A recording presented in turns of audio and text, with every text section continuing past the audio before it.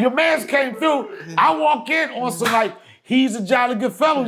They said, yo, we filmed. You got a whole different location. You ain't answer that question. Why we here? That's a whole nother episode. I know.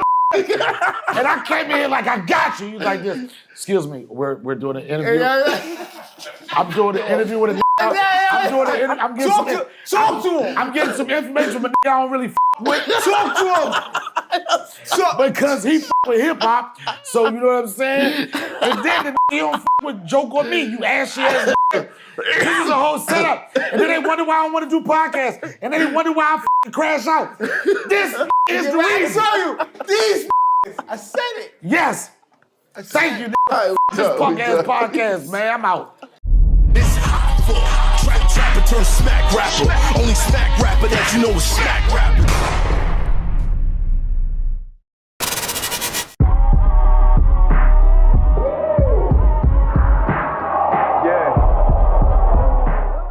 Where do we start? I think wherever, first thing comes to mind. There's no pressure. I ain't did this in a while.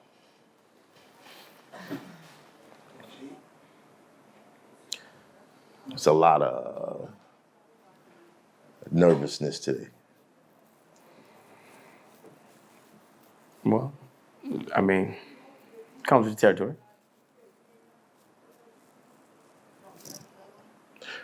Shot a couple other joints. A lot of people in the comments talking about it's not looking the same, all types of shit. Yeah, well, the good thing about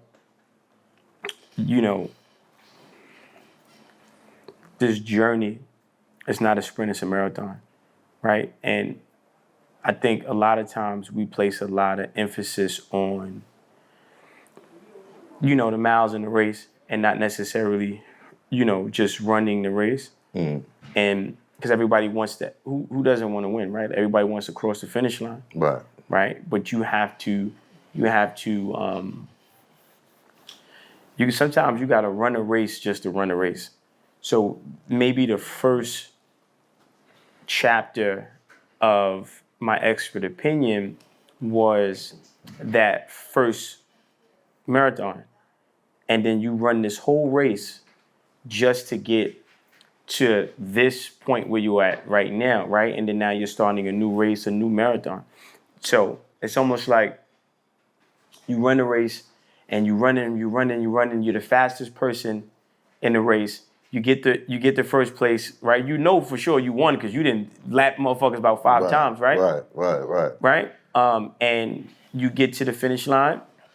They're gonna give you a trophy. You expecting to get first place, Right. But they don't give you first place. They give you third place, Third place. right? That sounds accurate. Right? And you're sitting there and you're saying to yourself, well, I know I won. You're going, right? So you chalk it up as whatever, right? Because you're humble. And you train, but the next race is not next month. The next race may be a year later. So now that whole year, you got to train, prepare yourself, get ready to run the next marathon, right? And then you run it. Now you extra hungry, right? Because you feel like you've been robbed, and now you're gonna right that wrong. Now instead of you lapping people 3 times, you lapped them 25 times, and you get to the end of the race, right? Right. And then now you're expecting what? First place. First place. And then that they don't give you first place. They don't even give you third place. They say, man, we can't even rank you. You ran so slow. Right? So you're confused, right? Like you're like, what the fuck? Yeah, facts. Right? I'm going somewhere with this, right? And so now you're frustrated, right? Now you're training even harder, right? You're not sleeping. You eat, sleep, shit, running. You got pictures of the road in your house when you brush your teeth, right? Running with my eyes closed. Yeah, right. So you run this next race. This is a third race. Mind you, it's spaced like about a year, 18 months between, right?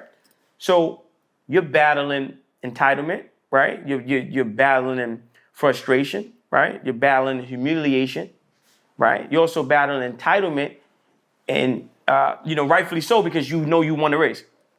Now, you ready. You know who's running?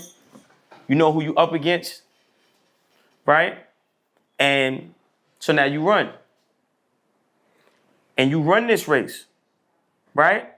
And you run this race, I'm talking about Sonic the Hedgehog looks like a snail to you, right? So you get past, and now you're at the podium. And now you're expecting The trophy. the trophy. And once again, you don't get, they disqualify you because they said you ran too fast. And then someone who gets there, and you know this person did not win.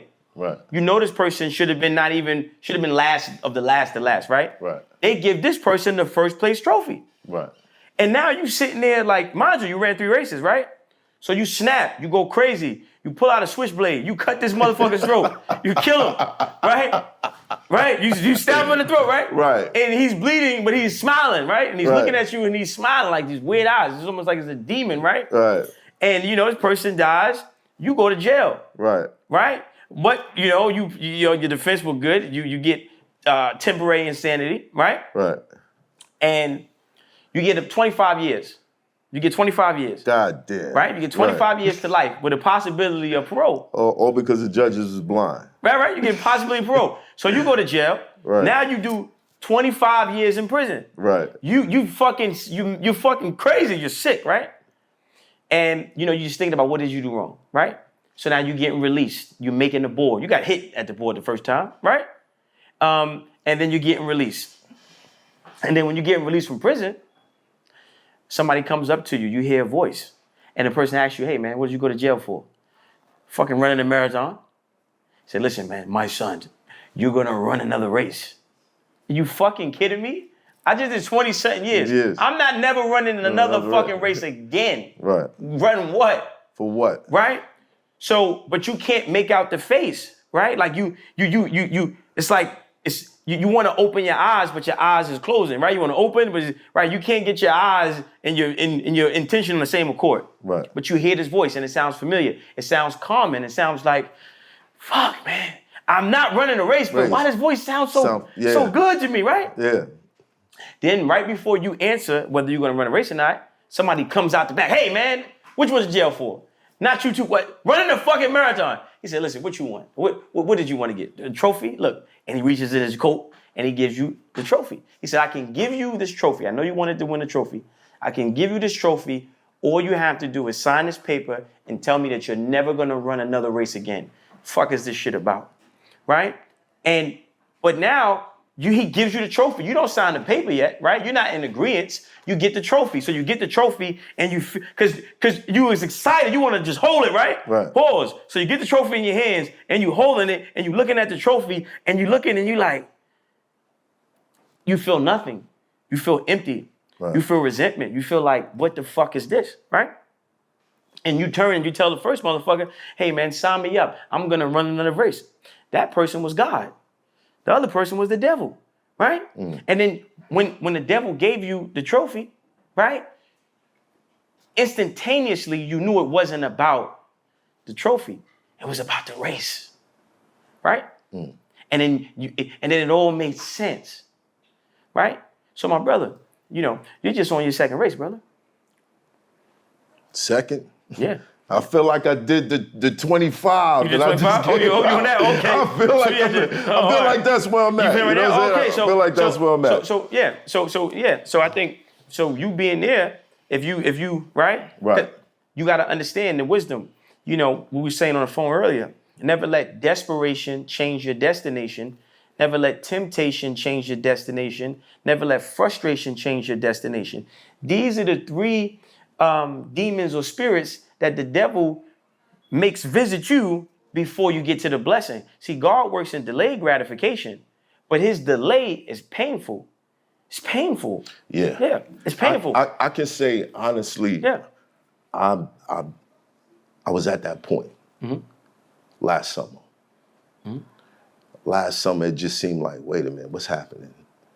Everything's falling down. No, you was at that point when you got jumped by Diz and we was in the car. Here we go. You was at that bro. point and you made the song Homework. I'm gonna tell you, I know. You was at that point. I'm gonna tell you. It was called. It's homework. It was called Like Me. Like me, but It was called Like Me. homework was something that Yeah, homework. First, you got to do the homework. right. Homework. You was there then. Your Pac t-shirts in the trunk, right? Oh, yeah. So your Pac juice t-shirts, right? Right. So, you was there then, right? But I want to say the last summer though. You know, you do all this work. You build this shit up. I think we had a breaking point. Yeah. Where that episode, nobody could have predicted me, you, Nims, and Uncle Seth sitting in a room was gonna lead to like 200 million views on TikTok and different places. Yeah. You know what I mean? Like that. Broke the internet for sure. I think in all Your the clip did like 2 million views, like 2.7. I looked at it today. 2.7. So you And right that's not the short. now. Yeah, it's still I'm talking about yeah. you know what I mean? Nobody could have predicted that. I was sitting in that room, you were sitting in that room. None of us knew, yo, after this episode, you know what I mean? And, you know, all these celebrities, all this attention, being able to do the BET Awards, doing the red carpet, you get this mindset, especially when you have a team, like, all right, I gotta take care of everything. I gotta take care of everything. I gotta take care of everything. But there was so many things within my personal life that I feel like was falling apart. Right. And enough of taking care of everything and not taking care of yourself, I feel like last summer, it caught up to me. And it stacked. I lost a child. It stacked. It stacked. And I'm still out here trying to be like, all right, we back. You know what I mean? Right. Doing the song and dance, and certain things put you in perspective. And I was that guy doing the 25, angry, angry, not knowing if I ain't never doing this again. And but after a while, that voice, we're gonna do another race. Yeah, here we are. And here we are. Here we are. See, but what you got to realize is nobody told you to sign up for the first fucking race in the beginning, right? You did. I did. Right? And a lot of times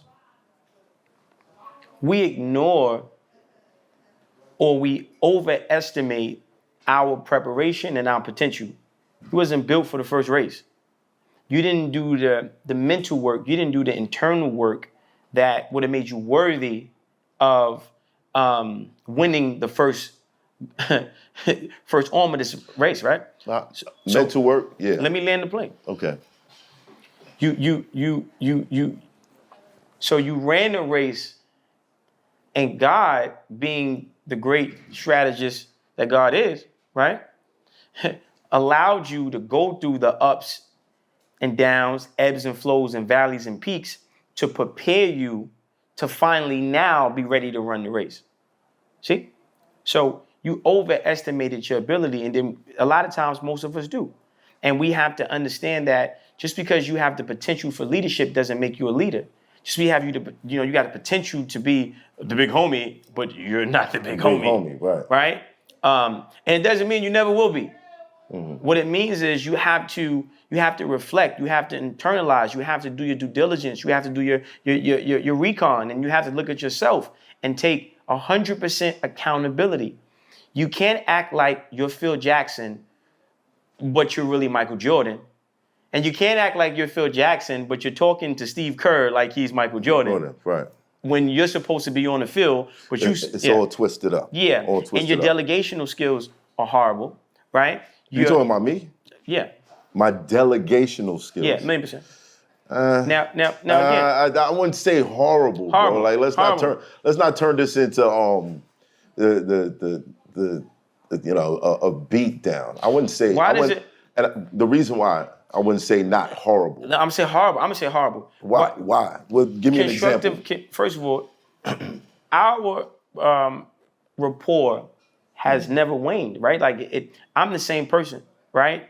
Before you had a podcast, Right. when you first got the podcast, Right. when you went viral, and when we disconnected. Yeah, me right? too. My energy streamlined, right? Me too. So, exactly. Right. Yeah, exactly. Right? So, what you got to realize. Yo, Smart, cut this. Yeah. We not doing that. Okay. Okay, Let's get to it. Why did we fall out? No, okay. Let me finish the plane. Right. Landing the plane. I know you want to switch from Delta to JetBlue. Yeah, because we're on Delta right now. This plane is flying through Don't worry. my crib right now. Yeah, we know Delta is like Yeah, not the best, right? Yeah. But I think, and I was there too, Mm-hmm. right? Where my delegational skills was horrible, right? My organizational skills was horrible because at the end of the day, that is the burden or price of leadership, right? And when I'm internalizing this, right? When I'm not looking out the window, I'm looking in the mirror and I say, well, okay, who's the first person that has to benefit from my idea? Me, right? So I have to make sure that this ship never sinks because I'm on it, Right. right? I have to make sure this car never breaks down because I'm in it, Right. right? So when I understand that, I make sure that I have the foresight, I have the intuition. This is why I said you chose to run this first race ill-prepared, right? You chose to architect. I wouldn't say ill-prepared. I would say, all Yeah. right. I'm almost done. I know I get long with it. Let me land this plane. All right. Yeah. I got you. Let me interject one thing. Okay. You don't know what an NBA championship is like. But you know what this. You know what the game consists of. You know what the fundamentals are. But there's so many teams that do well in the preseason. So don't act but they like- get in the playoffs. Yeah. And you hear the announcers say, "Oh, they don't have that much playoff experience." For me, I felt like just because you lose doesn't. It's nothing evil about that. It's not an even thing. Losing. I think Losing it's is a virtue. experience. Exactly. You don't know until you get $10 million. Yeah. You have no idea what the problems of a person with $10 million are. As much as you could plan and imagine and you could go talk to other millionaires and this, that, and the third, you have no idea what it's like until it happens to you. This is, okay, I got 10 million. Now these are the problems. Let me go right back to that point I was saying. Nobody told your ass to run this race. And you was ill. Keep telling me. Yeah, for sure.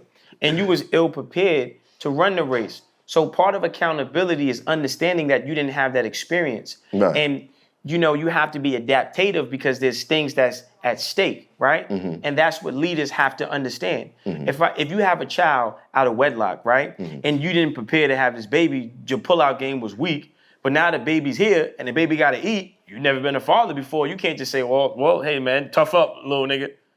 No, right? you got to make it happen. You're going to be adaptive, right? So again, but it's still a different situation. No. And I'm gonna tell you why it's a different situation. Yeah. This child relies on you. Like there's an innocence that comes. Your with viewers it. rely on you. But the viewers are not children. They're not children. I beg you. My co-hosts, they're not children. They have their own situations that they're going through. Like we're all going through situations. I have no idea what the fuck Aaron is going home to right now. I have no idea. I don't know what you're going home to right now. All these things play a part. I got you, but this is something I want to drive home to you, right? Right. This is a saying that I created, right? Mm-hmm. So you can use it when you decide to mature enough to use it, right? Right. You win so big, even the losers win. You win so much, even the losers win, right? So this is something that I'm learning now about myself. Where did I get this from? Well, I learned from being in prison. I learned from being in the street. I learned from playing a game that had high stakes, right? Like I have to win regardless. And just because the people in my circle don't have a winning mentality or losing mentality, I'm still winning. The ship can't sink because I'm on it. The car can't crash because I'm in it. The helicopter propellers can't stop spinning because I'm flying the bitch, right? So I think when you take sole accountability because you're responsible, right? Right.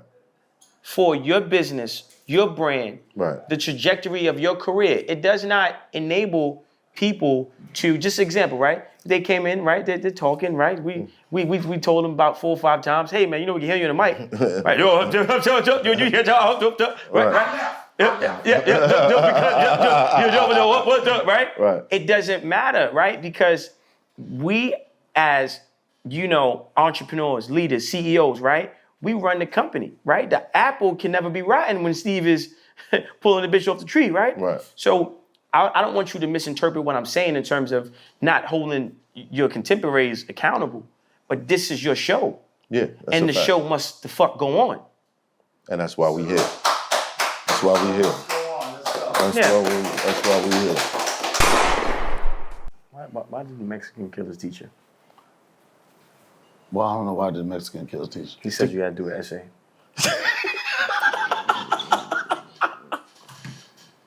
It's a good one. You saved that for the. Thought he was rolling. Why did the Mexican throw his wife off the roof? Tequila. I got 5 more laughs, son. We can do this all day, son. Do I get one? I got one. What do you call Wait, it? Hold on. wait, I want one. Hold on, wait a minute. I got one, but I don't want to get canceled. Nah, you gotta get canceled for you. Don't worry about it. They cancel me all the time. What did the Mexicans say when 2 houses fell on them? What? Get off me, Holmes. Cut that one out, son. Cut that one. Cut that one out, Wait, hold on. son. Cut that out. That's son. not how you get canceled. This is how you get canceled. Yeah. What do you You rolling? You getting this? You getting this? This is how you get canceled right here. This is good. What do you say to a Mexican woman with 2 black eyes? What? Nothing. You told her twice already. She didn't listen? Okay, that was. That's not. I knew that man. one, too. Come That was on. kinda good. No, it's nothing. Okay. She didn't listen the first She time. didn't listen I to the listened first time. That's Okay, yes. Okay. Oh, I like that one. Wait, hold on. I got one. What does a Mexican have at a winning game of poker? Donald Trump. I don't even know how to segue from that one. I don't know. That's a tough one right there. You got greedy, son. You got. That first one, you be like, y'all ain't ready for this shit. You left it alone. What do you call a Mexican with a rubber toe? Roberto. Berto. We know this one. We know this one. Mexicans taking all the heat tonight. Yeah. Why? Because they Mexicans, they easy targets, baby. We gotta be careful. No. when Sunset Park. All right. So We gotta be careful when Sunset Park. Yeah, We gotta be careful. exactly, We gotta be 'cause- careful. Zorro might just be waiting on the roof. That's the new norm. we were having this conversation before about Yeah. ICE and everything that's been going on in this country, and I don't know. How do you feel about that? How do you feel about all people getting snatched up, deported? I mean, I don't like it because my son is half Salvadorian, half black, and his favorite street food is pupusas. And you know the best place to get a pupusa is in front of the Home Depot parking lot. So It sounds like a lesbian dinosaur. it's the truth though, Pupusa, sir. yeah. The pupusa. It kind of does. Yeah, and Donald Trump. It sounds like Papu was in a rap group with a female. Yeah. She would be. But pupusa, it's like a Pupusa. tortilla type of shit thing. It's a real got- thing. Huh? It's a real thing. It's a pupusas. It's Yeah. a real thing. It's popular in the La Salvadorian community, and it's a street food. It's cheap. It's cheap to make. It's filling. It's usually Wait, like do you have to like pay for it when you get it on the street? yeah, you got to pay for it. What did you? Don't you pay? Don't does you it- pay for pussy on the street? Does it? I knew this is Same. Just think about pupusas. left. That's what I thought. Think about This is about to go left, I thought right? it was a Hold term. I thought it was on. a nickname. Nah, or something Hold else. on, that is I thought- Donnell yeah. Rawlings sitting in the chair I next thought to it you. was, I yeah. think you need to be a little more safe. When you think pupusas, think about pussy, and it's probably can get you the same thing. Yeah, But that's what I thought, it's yeah. a street. It's a street food. Yeah. It's tortillas, and it's like the base. It's the inside is usually like they do it like pork. It's like some of pink on them the do- inside. Huh? Is it pink on the inside? Nah, not this one. Okay. That would be. That would be pussy. That's $40. Yeah. But his shit costs is like $5-7. It's cheap and edible. Yeah. They both edible. And that's Negro pussy too. got it. This No, pink I on get- the okay, yeah, inside. okay. Mhm. But it's like it's street food. It's really popular in Salvador community, and like they come, you can get different stuff in like bean and cheese and pork and stuff like that. But it's a cheap street food that's really popular. My son like it, and the best ones I used to get. It was on Sunset Boulevard in California, at the Home Depot, and the poppies or whatever you call them, they used to be there. But Donald Trump came and wiped that goddamn. I think every Home Depot in the country is clear now since Donald Trump. But thanks to Trump, if you pretend to be ICE, you can get free food. I don't know nothing about that. I stick to the producers. I would never use the words thanks for Trump. Who tested that? Tested what? Pretending to be ICE. I'm thinking. I mean, Getting free White food. boys have been out Maybe. there You gained pretending to some be weight ICE. since I seen you last time. I don't know. But I was going to take. I was going to take advantage of the ICE situation. I had to get some work done to my. This was my goal. I was going to get some work done in my house in Ohio, right? And I said right before it's time to pay them niggas. I'm Call calling ICE? ICE. Nigga. I gotta get out of here, son. You know what that's called? Yeah. But That's called a double because That's called they being a were law-abiding giving you citizen. $700 to call in and report them. yeah, but I just didn't want to pay that contract fee, so it was gonna work out for me. Yeah, and you'd have got $700 per person you called in on. I don't know that. That's you know a the numbers. That's You a agree. potential Yeah. snitch. Yeah, That's a numbers. snitch. That's a potential snitch right That's there. what you was talking about. He How know the the long-term effects, financial gain. That's Yeah, what you. He know the numbers. Yeah, he know the exact number. In all seriousness, though, I feel like it's not right that people are being taken away from their families and shit. We can make jokes about it and all that, but you know, there's a lot of people out there with friends, families that. I like how are you said it with a displaced. straight face, like you actually give a fuck. No, Actually, I like you seriously really do. give a fuck. And, Yeah, and that's I'm it. gonna tell you why. Great I'm gonna job. tell you why. Great I'm gonna job. tell you why. Great job, man. I, Great job. I do feel like the laws get twisted and bent when it's in the interest of who can benefit from it, right? Mexico, California is once part of Mexico. How the fuck is it that now we're saying people who originated there can't be there? You mean like the indigenous people here? But not in the same way because No, they're, exactly. I don't And think- I they're don't not think- getting ousted. And I don't exactly think. the I same. don't think it's an issue of like No, they got can't be there. separated. First off, it was like, okay, you can be in this country, but go through the right process. Do the right process. You know, you got the coyotes that's smuggling motherfuckers in here. I mean, that's not cool. But the interesting thing about it, when Trump first proposed what he was going to do in regard to immigrations, first thing he told people, we going for the hardest criminals. We going for the killers, the murderers, and everything. But He's the only knocking thing, hotel workers. the only thing we see is the ones that be like knocking on your door, housekeeping.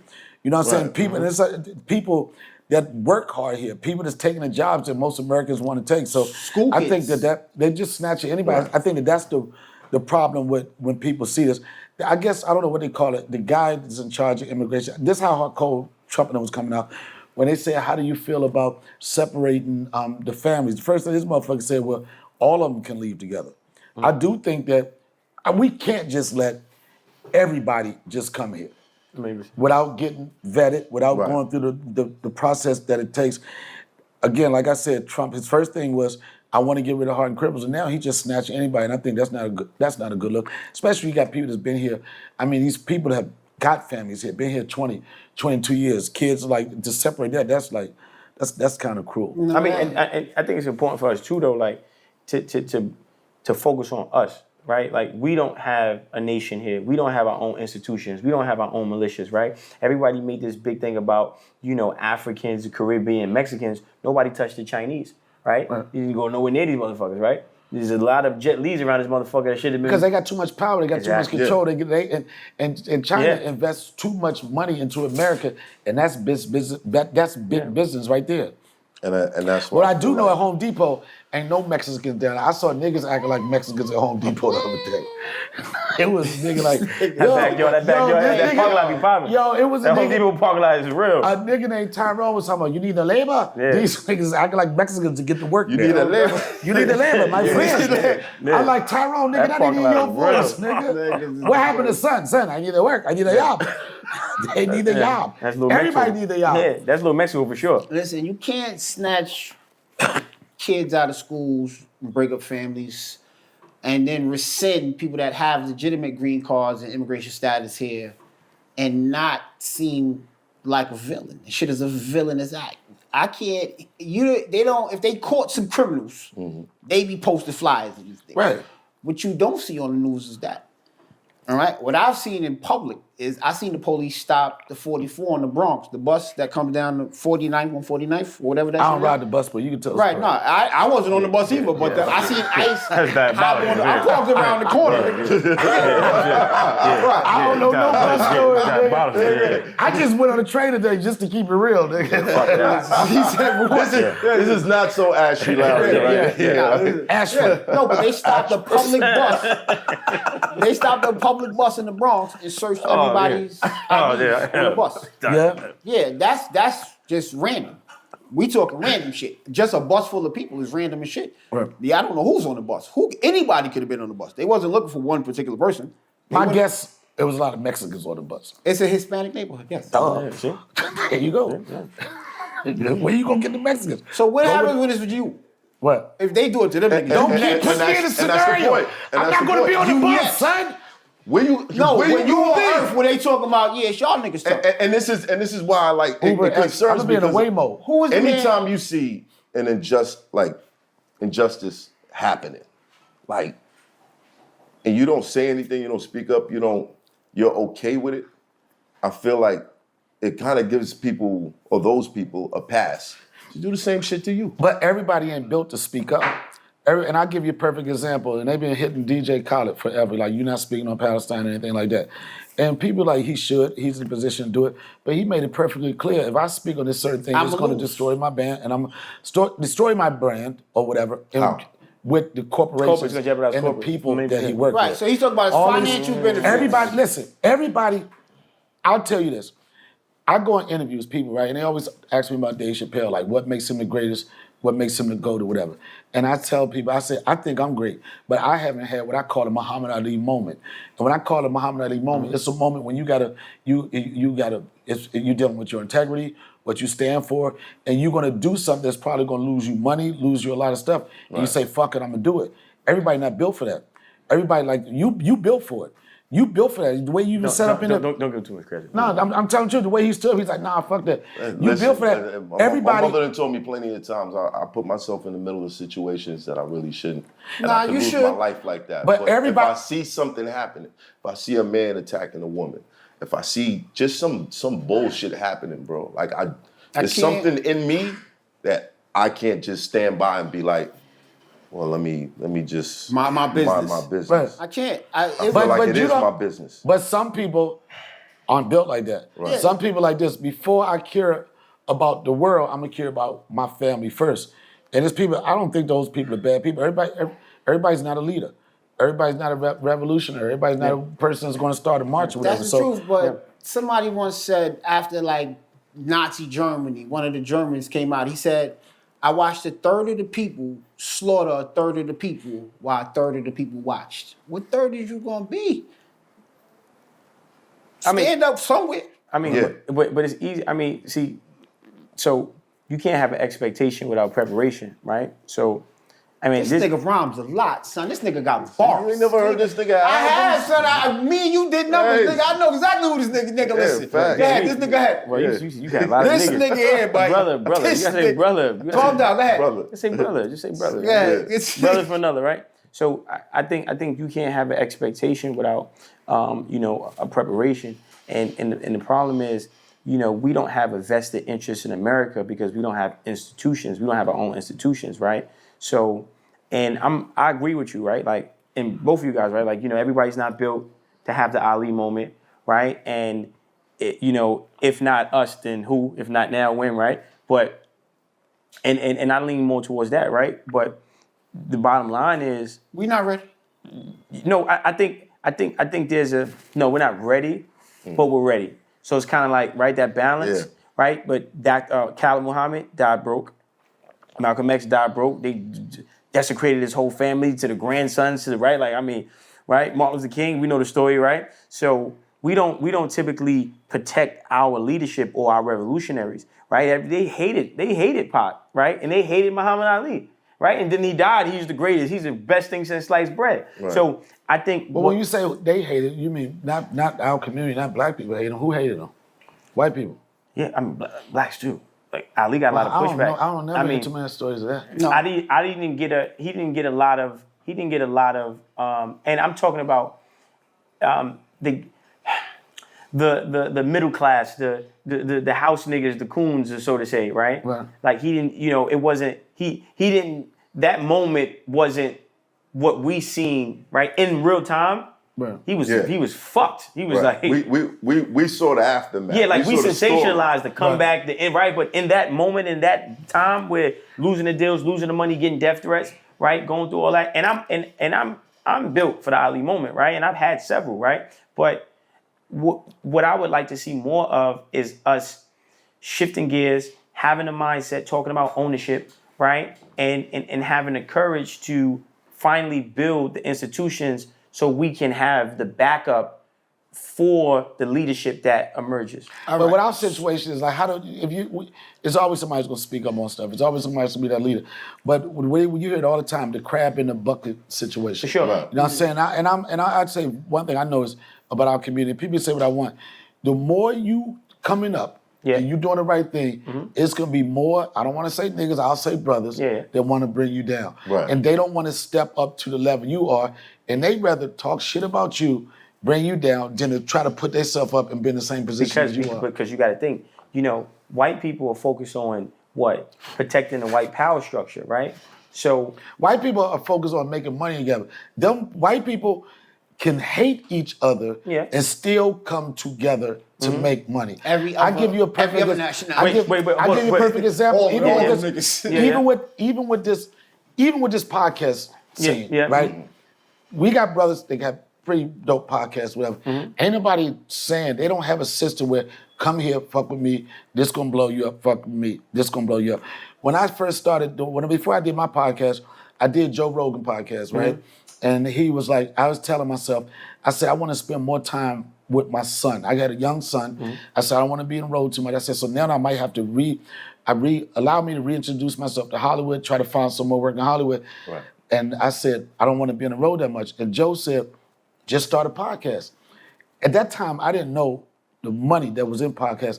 And I'm like, man, ain't nobody gonna make no money with that podcast. Then I Googled that nigga net worth. I was like, yeah, let's talk about that podcast you were talking about, right? Right, 100 million. But my frustration was, I was just getting into the whole YouTube thing. At that time, I had 5,000 subscribers on YouTube. And I had this dude was helping me with my social media, whatever, then we had beef. And he shut down I had to start from zero. So I was frustrated because I know the grind of starting with 1 to 5,000. I had some rhythm going. And he shut my shit down. I said, Joe, man, I'm starting with 0 subscribers. I said, how do I get the boost? He made it sound so simple. He said, it's easy, Donna. He said, you do a podcast, just do it on the phone or whatever, do a podcast. I will post it, I'll put it on my platforms, right? You'll get heat off of that, and then you just do the rounds. And everything he said was true, but the point I'm making is they have a system. And it doesn't matter that, if it's the most talented people, when they say you on a team, they got a system where they're making stars. That show Tony Hinchcliffe has called Kill Tony, right? It's one of the biggest comedy shows on YouTube right now. And this guys that are getting careers off of that, he got what he think called the bucket pull. You get a minute, they pull your name out of a bucket, you get a minute off of that. You get a minute to tell jokes, then a panel critiques you and all that type of stuff, right? I'll give you an example how powerful that show is. This white dude created this, one of the biggest stars in comedy, this young black kid from Orlando, Florida called Cam Patterson. Cam, right? SNL. You know why, let me tell you something. You know why you can easily say Cam in SNL? It is Cam SNL, but it's Cam Kill Tony. These white boys have built a platform where they can make stars. Yeah, but we don't do that. But listen, No, wait, time out. 2 point, wait, whoa. First of all, that nigga said I like rocks. First of all, I want to say shout out to the Math Hoffa open mic show. Hilarious. Shout out to the Math Hoffa open mic show. I think that Where is the system? You say, hold up. Where is the system where once you get in this crew, in this unit, you're gonna make the rounds and your numbers gonna pop up like that? Let me help y'all from before all of that. Here's your problem. Here's where everybody's missing, right? There has been no people historically that has talked their way out of oppression. So if you niggas don't think that we still at slavery, y'all bugging. That's the first point, right? Wait, hold on. I'm gonna keep going. Wait a minute. We have built institutions. They all under rivers right now, all under nice lakes. Lakes Lanier, Central Park. There was a Tulsa, Oklahoma. They don't teach our history, all right? There have been plenty of black massacres. All behind, we done built some institutions. No. We done built some Barry Gordy and the Motown niggas built a publishing joint, pressed their own record. They burnt them niggas shit to the ground. Right. We have built our institutions. Listen, what I'm saying is, right? We did that. Do you feel like? But when have you niggas fought? So when y'all niggas got leaders, Dr. King wasn't a fighter. Malcolm X was a revolutionary. He said, we will fight if y'all fight us. Niggas ain't never fight back. When you say, first of all, we're in 2025 right now. We're in 2025 right now. You don't feel like there's enough of people in the culture. Economic, religious, medical. I can name 20 different type of ways that they beat us to the ground daily. Beyond microaggressions. I'm talking at the largest levels. So, instead of us helping each other, my thing is this. It's always a competition. When I could throw you a bone and look out for you, I'd rather be like this, oh, you think you're going to get these numbers, I'm doing this. Yeah. What I'm saying that's is... two niggas in Candyland. Where is the collective? Where is the collective? That's where... And that's the problem. That's an issue that I have with so many people throughout this podcast. You came on the podcast before. It was doing numbers. Pretty popular. Very, very, very, very popular. It was doing different locations too. Yeah, different location. We was uptown. Within that space, I could not predict the success that came with it. Now, walking into the success, I sat with other podcasters. I befriended these guys and asked them for advice. And there were times that, the biggest names that you would see in hip-hop podcasting would look at me and say, you got to figure it out for yourself. I can't help you. And I'd be like, what type of shit is this? Right. You know what I mean? And then I realized the people I was trying to befriend saw me as competition the whole time. But when they say you got to figure out, it's interesting because I get a lot of people that come, people that want to start comedy, right? Right. And they say, do you got any advice for a young comic that's coming up? I was like, don't ask for advice. You're going to learn through the microphone. Right. Because usually a lot of times people don't hear the advice you give them. I'll give you an example. It was this young comic that was under the same management umbrella as I was.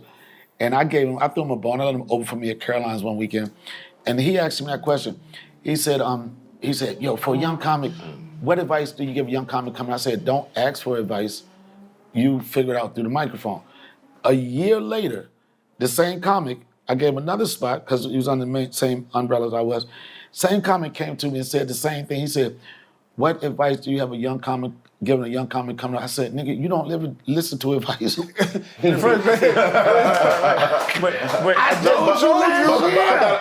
gotta refute that because we hear these conversations of Kobe. But do you think it's a part? Do you think it's a part that they think? I know you said competition, but do you think that they were sunning you? Like, yo, before I can even fuck with you, you put the work in. Maybe they felt like you wasn't ready to have that conversation with them then. Impossible, because I watched those numbers teeter-totter between my podcast and theirs on Spotify. So if you're doing the numbers... I saw the months where I was like, oh, right behind you. There's other months where I was ahead of people that's known worldwide. If you was now. already doing it, what did you need them for? I mean, what conversation did you need? It's just navigating the space. There's avenues. There's okay. If you have a business structure and you figured out how to get to these people, it's just information on the route. But I was saying, you would hear these conversations like Kobe's funeral. Michael Jordan saying Kobe used to call me all the time, ask me about this, ask me about that, ask me about this. Those relationships are important. There's probably, I don't think every comedian told you when you was coming up, you got to figure it out on your own. Somebody might have gave you the jewel and been like... You know why they never say that? I ain't never asked a nigga for that. I'm telling you, to this day, I never had a mentor. Right. I never ever, and I ain't being cocky by saying this, I never had a situation like, what should I do? Can you do this? Because the first time I ever touched a mic, I was smoking. I couldn't stand to know. Right, and I was practicing my own thing. I never asked anybody for anything. All I wanted to do was just keep getting on stage. The only thing I was aggressive about when I first started was like I would put pressure on motherfuckers, put me on stage. You would just hear when I moved from DC, I used to do these spots in Brooklyn, and I was broke as shit. I would come do one club called the Vibes, on Flatbush, I think. I would come there every Thursday. They'd be like, you was just here last week. I'm like, nigga, I got new jokes and I want another $30. You know, I never ever asked anybody for any advice. Now, what I would do, I would sit back and I would watch what people do. You know, I would never be like, do you got any words of wisdom? I was like this, I'm gonna learn this myself. Who shot your first special? My first special, Russ Parr. You know Russ Parr, the radio personality? It's an interesting story because at the time, I was just coming off Chappelle's show and I had some good heat. And I was like, but people don't really know me as a stand-up, right? And Comedy Central, they was looking for people to put specials. And they was like, can Donnell send us a tape?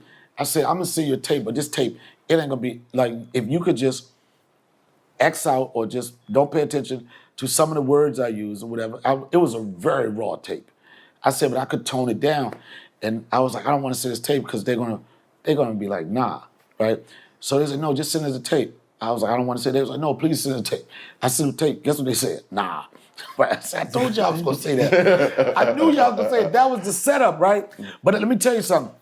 I got mad, right? And at the time, Russ Parr was doing, he was doing like, I don't want to be disrespectful. He was doing B movies. He was branching out into directing and everything. And I knew he had a relationship with Swirl Entertainment, right?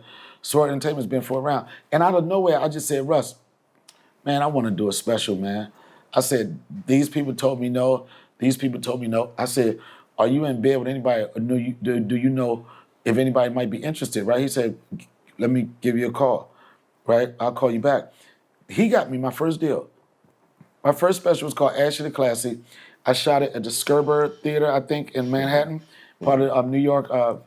NYC, no, it wasn't the festival. What's that school? NYC? College NYU. NYU. It was a theater there. And we did it. We did that shoestring budget. I know somebody else got paid. I didn't. And I ain't give a fuck about not getting paid a lot of money. I could have been arguing like, I need this amount of money, but I needed a showcase. I wanted people to see that I was funny. I know they probably robbed me. But it was bigger for me to get out there than that. That was the first thing I did.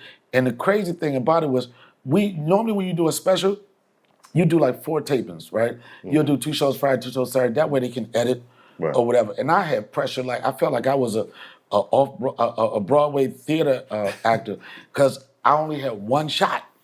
It wasn't no second show. No, it was one show. Right. And I had to get it right. And then for me, when I did it, it was like, I've learned more on how to prepare myself for a special and how to get my voice out there. But for me, it was like a joke dump. I had these jokes that I've been doing for a while. My special, Ashley Class, it didn't have beginning, middle, to end. It didn't have that part of it, which makes a special great. But it did have a pow, pow, pow. And that was the first special I ever did. Second one was with Dave producing. Dave, that's what I was at. And this is the thing, I got to say this. It's so, motherfuckers want me to compete with myself. And when I say that, what I get a lot, and it irks me, but I'm trying not to be sensitive about it. The first thing a lot of people say, this is what they say, if it wasn't for Dave Chappelle, you know what I'm saying? If it wasn't for this, I was like, you know what Dave Chappelle did throw me a bum by putting me on my show, but he didn't just put anybody on the show. Right. You know, and at the end of the day, if you got talent, you just need the platform. You want to be on the same playing field. What Dave did for me was gave me a platform to do what I've been doing for years. And being funny. And at the end of that, I don't owe anybody any of that. Anything. And then what people tell me, oh, what has he done since Chappelle? I've done a lot of shit since Chappelle. But I just so happen to be on what people consider the greatest sketch show in the history of TV. Right. I'll go crazy trying to outdo that. I'll go crazy, I'm like, this is gonna be better. I can't recreate history. I was already a part of history. What I can continue to do is stay, as the YN say, stay relevant, stay funny. And nobody can take that away from me. Before Chappelle's show, I was doing shit. And after Chappelle's show, I was still doing shit. That's what the YN say? They say, here's what the OG say. The OG say, fuck them niggas. That's what we say. What, fuck them? Yeah, listen, man, let me tell you something. D, I know you, right? So, what have you done since then? You ate. Yeah. You ate, you paid your bills, you bought a house. You know what? This is what people think. You can't pay attention to shit like that. I'll be mad at y'all. You really all y'all make me mad. Yo, why? Because I know y'all. No, I didn't say what have I done. I'm just saying. No, I mean, No, people say them that. to even consider what another nigga talking about is crazy to me. But I but don't- see, but I want to say 2 points, right? Because everybody has said like three points. I don't want to like breeze past that, right? So we dealing with white supremacy to where their sole focus is controlling everything, media, music, film, everything. And then another reason why we talk about crab, you said the crabs in the barrel, right? We're not taught psychology. We're not taught cognitive behavioral therapy. And what I found out, because I actually teach this and I do motivational speaking, right? Is how you think creates how you feel. How you feel becomes an emotion. That emotion becomes a vibration. That vibration becomes a magnet that attracts things to you, also repels things away from you. So when you think in a thought, right? Your body produces a chemical associated with the thoughts that you think. Now think of it like dope. People do dope, right? If you're trying to kick the dope habit, right? You gotta literally chain a motherfucker to a bed, right? Why? Because they go through withdrawal, right? So when you start to think positive, right? And you start to elevate, right? Your elevation can create emotions in the people watching you elevate. And if they don't know how to emulate or do it, they go through their own personal withdrawal and then they want to attack you, right? But eventually, you got to get those people out your life. But listen. Right. Eventually, you can't fuck with hold them. on, I got you. Let me just. You just can't fuck with them. I got you. Listen, but let me just lay in a plane though. I'm gonna lay in a plane. I want to get this off, right? Because it's important. Somebody watching is gonna understand this, right? It's not about separating. It's about understanding what we're conditioned to do, right? And understanding that they put race-specific chemicals in our food, the marijuana, the drugs. There's programming in media, television. They keep us at each other's necks, right? They put us in the barrel, right? And when we start to understand how our body works, how our minds works, right? We can emulate and multiply that level of success, right? And then I want to touch on what you said, and then I'll pass the mic. Pause. The reason why, when I said institutions, right? White motherfuckers, they have an agency to protect every area of white supremacy. So yes, we had Black Wall Street, right? We had those things that you said. When did we ever have our own CIA?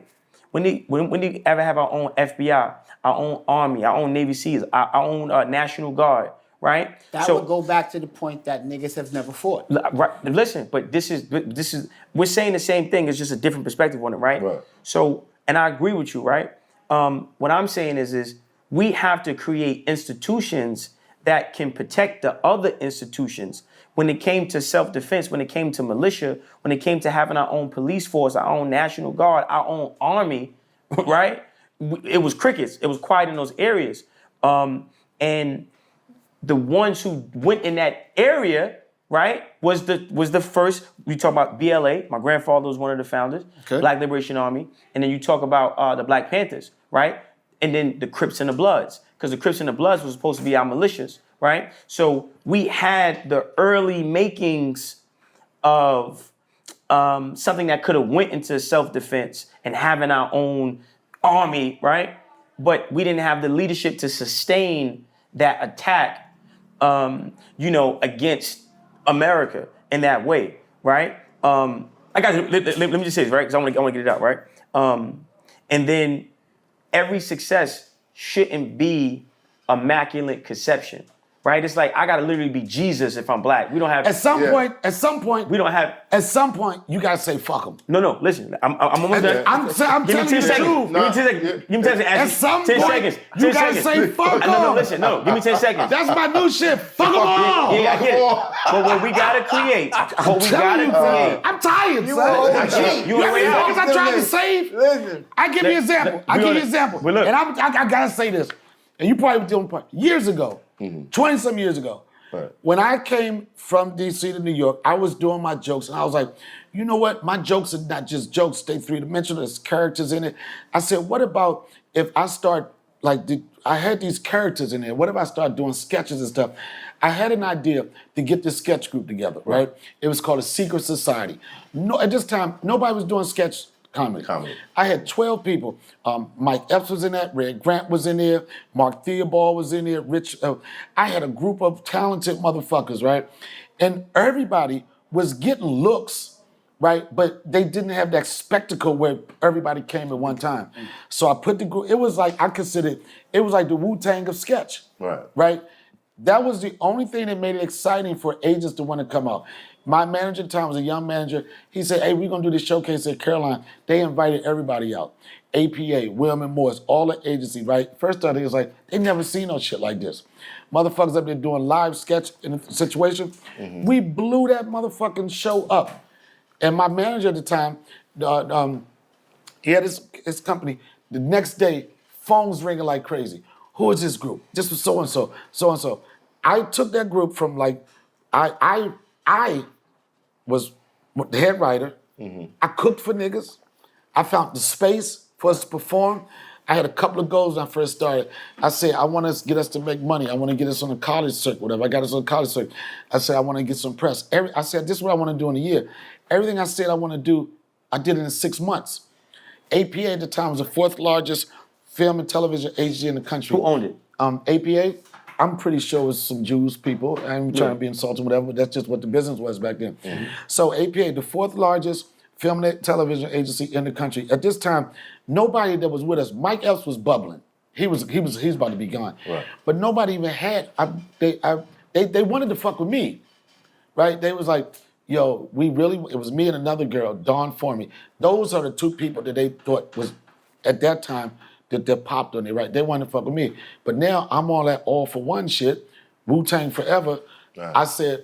I said, I'm not gonna sign with y'all unless y'all sign the whole group. But you still advocating for somebody. This is the way I'm trying to say, not to cut your wisdom, right? But you are cutting my wisdom. But you cut my wisdom too, right? So it's like no, I didn't. I waited slightly. No, I didn't. Let me say it. Sorry. I raised my hand and everything, son. I raised my hand. And you know I got ADHD. I ain't never remember likewise, right? Can you hear what I was saying? I hear it. He got you. Go ahead. We're gonna play the game later. So we're advocating, and that's why it goes back because I dealt with that same shit, right? And it's like. I definitely don't. You ain't let me finish my thought. We going. I gotta tell you my fucking. Smart. Let me finish it. The point I'm making is, I was the one, even though everybody was talented. Right. I was the one that put the most work in bringing this together. Right. Right.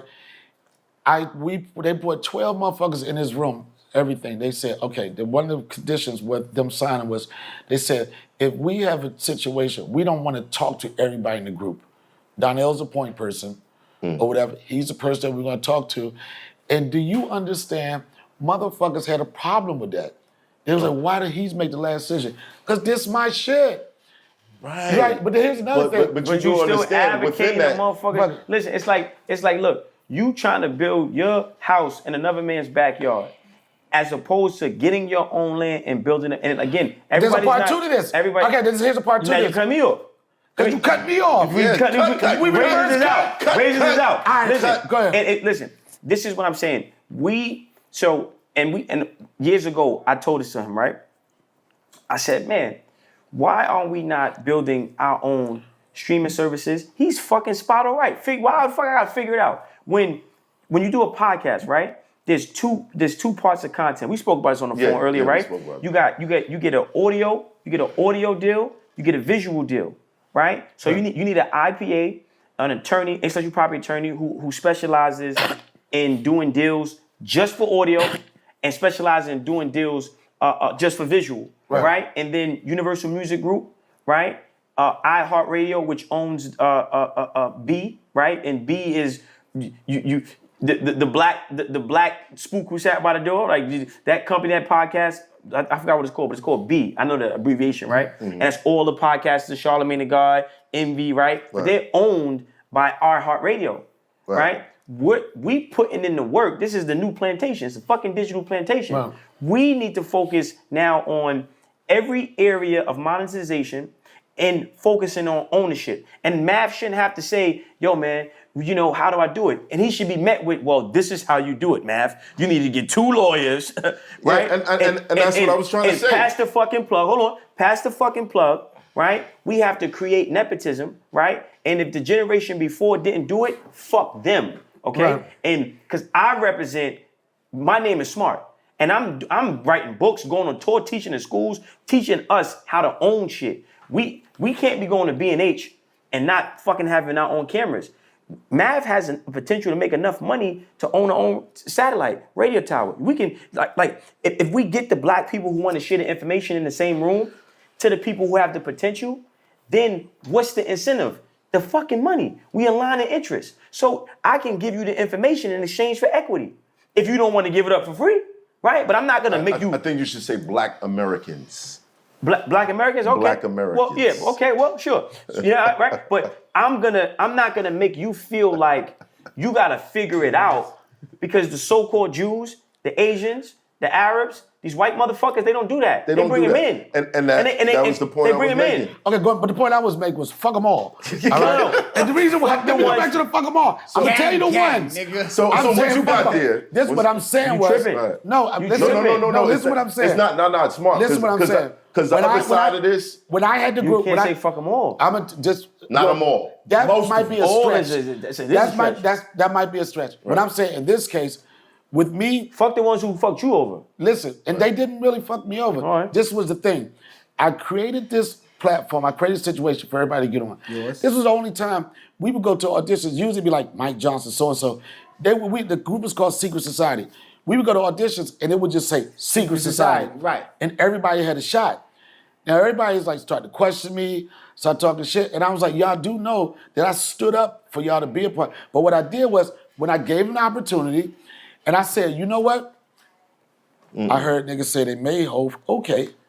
Make another hole. I was like, if it was that easy and nobody get it, what I said was I tried this whole team shit, right? I tried it. Even when the group was breaking up, one of the managers said, I can't believe the group is breaking up. I said, this group is designed to break up. But when we break up, guess what? Somebody's gonna be a superstar. Somebody's gonna be a producer. Somebody's gonna be a writer. I wanted to showcase everything. together. But then I say, you know what? I'm not gonna let these motherfuckers eat me up. And I know that I got talent. And when I backed away from the group like that, that's when my shit started. So I But you said, never was the plug. What? So at the end, you I never was was. the plug. No, you wasn't. You never was the plug. So I again, was not- If he hustled for him, right? If he hustled for him, how the fuck he giving you opportunity and he hustled for No. somebody? I don't understand what you mean. Hold on. I had a It- it- situation. it- even No, if- he's saying that. These people. No. He's saying that I'm he saying brought it us right. all together. I'm saying it right. But if you the Because person, this if time- you the at person this once time- removed from the plug. No, you ain't even the person once you move from the plug. It's like 10 people you in front of can you. still- Yes, you can. you can still go like that. And why the fuck I Who's gotta... the plug in this situation? Let me say this last thing. The so-called Jews. The motherfuckers running this shit. What I'm saying is this, right? You got talent, right? No, I was at this is what I'm saying. You said I wasn't the plug, but I was the plug because I was giving people opportunity for people to see them. And I would say 60% of the people that's in that group ain't So even you're in the giving them- business So no more. why aren't you the person that's looking at them as opposed to bringing them to the people to look at them? I am doing that. I'm doing both of them. I don't understand. I don't, No, see, he's I know you don't understand. No, listen. it's simple. Because it don't really work like that. Because Yes, it do. If you the nigga that I buy 100 bricks from, you are the plug. Right. No, But if fuck you I'm not. the nigga that supply all of the niggas in the street, who am I? You the plug to them. This is what I'm saying. That's how that works. That It's way of once thinking, removed. fuck that. Fuck that way of thinking. Look. My thing is this. First My of all, thing is this. if you cop and wait, period, you the plug to somebody. Right. You the plug to somebody. So But don't pretend that. But what I'm saying is this, right? Look, He's telling you to and have your everybody's own different. show. Listen, Yeah, no. He wants you to have your own show. not just the He show. wants you to be. Show. It's a different not just the show. But listen, not just the show. That's one component of it, right? What I'm talking about is this. We in a time right now, right? We in a time of David. Now listen, and I'm gonna say this last. I ain't be long with it, right? If we get and just because you do your hands, that don't mean you get more time. right? That's a public speaker right there. Right. If we start doing this shit, he's like, oh, it's about to get If we get, eventually you gonna land here. I'm giving you flowers. If we get you, right? If we get you, we get Math Hoffa, we get him, we get our Michael Jordans, we get our cream of the crop to understand direct to consumer, to have an interest in technology, right? If Kasana wants to go to MIT, right, instead of going to BMW or Rolls Royce and say, look, I'm gonna go hire the same programmers that built the technology that I'm streaming on instead of buying this fucking Bentley, then the game changes. But you know what's changing? I'm gonna tell you what's changing again. I gotta get this off. I'm talking like that too. I got you, please. I can do this too. For sure. I can do this. Right, we ain't- You ain't the only one who can do that. I'm saying this. You all thought. Okay, go. Right. We in the times of David and Goliath, technology is the slingshot. Right. The rock inside the slingshot is collaboration, but it has to be horizontal, not vertical. So we have enough power right now, right, to really be the plug. Not really. But we do. And I'm gonna tell you why. Let me get Because you got the platform. Who got the band? We gotta let the primary guest. Primary guest. Okay, hold on. Okay, listen. What I'm saying, make sure you hear shit. I'm saying okay. Do the hand Listen, shit. listen, all right, pause. I didn't even have to say pause. I just wanted to pause. But I think what's happening is that we are evolving into that, and the way we're doing it is because I would say one thing is social media, and motherfuckers starting to see the power that they have. Right. And it's going to be people like those guys at ISO Speed or whatever, the Casanais, who realize that they have the power to bring it back. My crew that I fuck with right now, I say, you know what? I give people opportunities. We have certain things. I say, let's just break what the traditional way of management and agents are. Let's have our collective. Nobody's really in charge. It's just like, if you come in this circle right here, you know, my good friend Javante Roberts, she's a talented producer, talented writer, and all that type shit. If I see a situation come through, I'm like, somebody talking about something, let me put her in there. Right. Instead of being like this. Outsource it, right. Yeah, instead of it being like, you know what, I'm represented by so-and-so and I'm exclusive. Nah, let us have a group of people, a collective that come together and we throw each other work. Right. That's what I want to do. And I look at it like this. A lot of shit, and you probably in the same boat. A lot of shit I used to do, I was like this, I'm just going to do that on a strip, that's just a favor. Nah, fuck that, nigga. Because half the time you do that, motherfuckers going to forget. Not throw you under the bus when they get there. Forget. So if you're going to do that, give me 10% back into the company. I want to say I mean, just gonna forget. Wait, hold on. Somebody. No, they're going to shit on you, so they're going to block you. Yeah. See, my thing is this right here. Yeah, When y'all say And stuff I've like been in that, that situation. If you got the show, right? Do you own the theater? If you got Yes. the platform, Yes. like if Casanat left right now and started his own little website thing that he could do, right? Yes. It won't be a little He website. don't. No. That's a hater word. Listen what I'm saying. Listen what I say. It Little. would be big. I say Yeah. little because Facebook has 1 billion users. Instagram. But they has didn't 1 start off with 1 billion users. Right, but how long would it take him It to won't. build? Because it's a lot of saturation out But check there. it. No. Listen. Well, he's a It's not business about beast. saturation. No. It's not about different saturation. beast. It's not about Nah, it's not saturation. about saturation. Hold on, look. It's about saturation. Listen, God, Not look. with him. We're gonna get to that. No, it's not about saturation. It's about saturation. It's about But not with him. systems. When It's Twitter about had systems. when Twitter was the only platform that y'all could do that bullshit and yell at each other for no fucking apparent reason on, Twitter was popping. But once Twitter slipped and X came in and Blue Sky came in, Who built X? And Who built Twitter? the same people. Listen, how much does it cost? This is what I'm saying about understanding, and we going in that area, right? So it's about once these people get the information. Me and Math had a conversation, like a fucking hour conversation this morning, and I'm like, yo, bro. I'm like, what, man? You got this, bro. Listen, audio, visual, this the deal. This is what you need to be looking at, right? Once we can change, these motherfuckers is missiles. They got the wrong coordinates in the missile, right? So Casanat is making money, bro. Then you go, how much would it cost, right, to outsource and pay for hire the people that build the technology that I'm streaming on? I got you. How much? So would it he's cost? already had it because How he's much doing would that it cost? Casanat University Wait a minute. shit. Right, How but- much but- would but it now- cost but for the me OG to pay the internet provider to slow your shit down? Nah, gang. You missing a point. You can't slow it down. I kind of get. You I can't. kinda- No. Maybe y'all no, don't look no, at. I'm looking at. no. You need you need a nation is what you need. No. You need land. What you need is your own and guns. servers. What you need is your own servers. So it's the same thing. You need your own servers. So what I'm saying is somebody's gonna watch this, right? This is what I want them to take away from this, right? If I can go and purchase, like I got a 2026 BMW outside, right? And it's nice, right? You got the title? You don't got shit. Go ahead. You missing. I'm not. No, let him You finish. are. And what I'm saying is, what I'm trying to tell you is, it's about focus, homie. Now, the same money that this is not between me and you. This is somebody who's gonna watch this, right? And the kid who's lit, who has clout.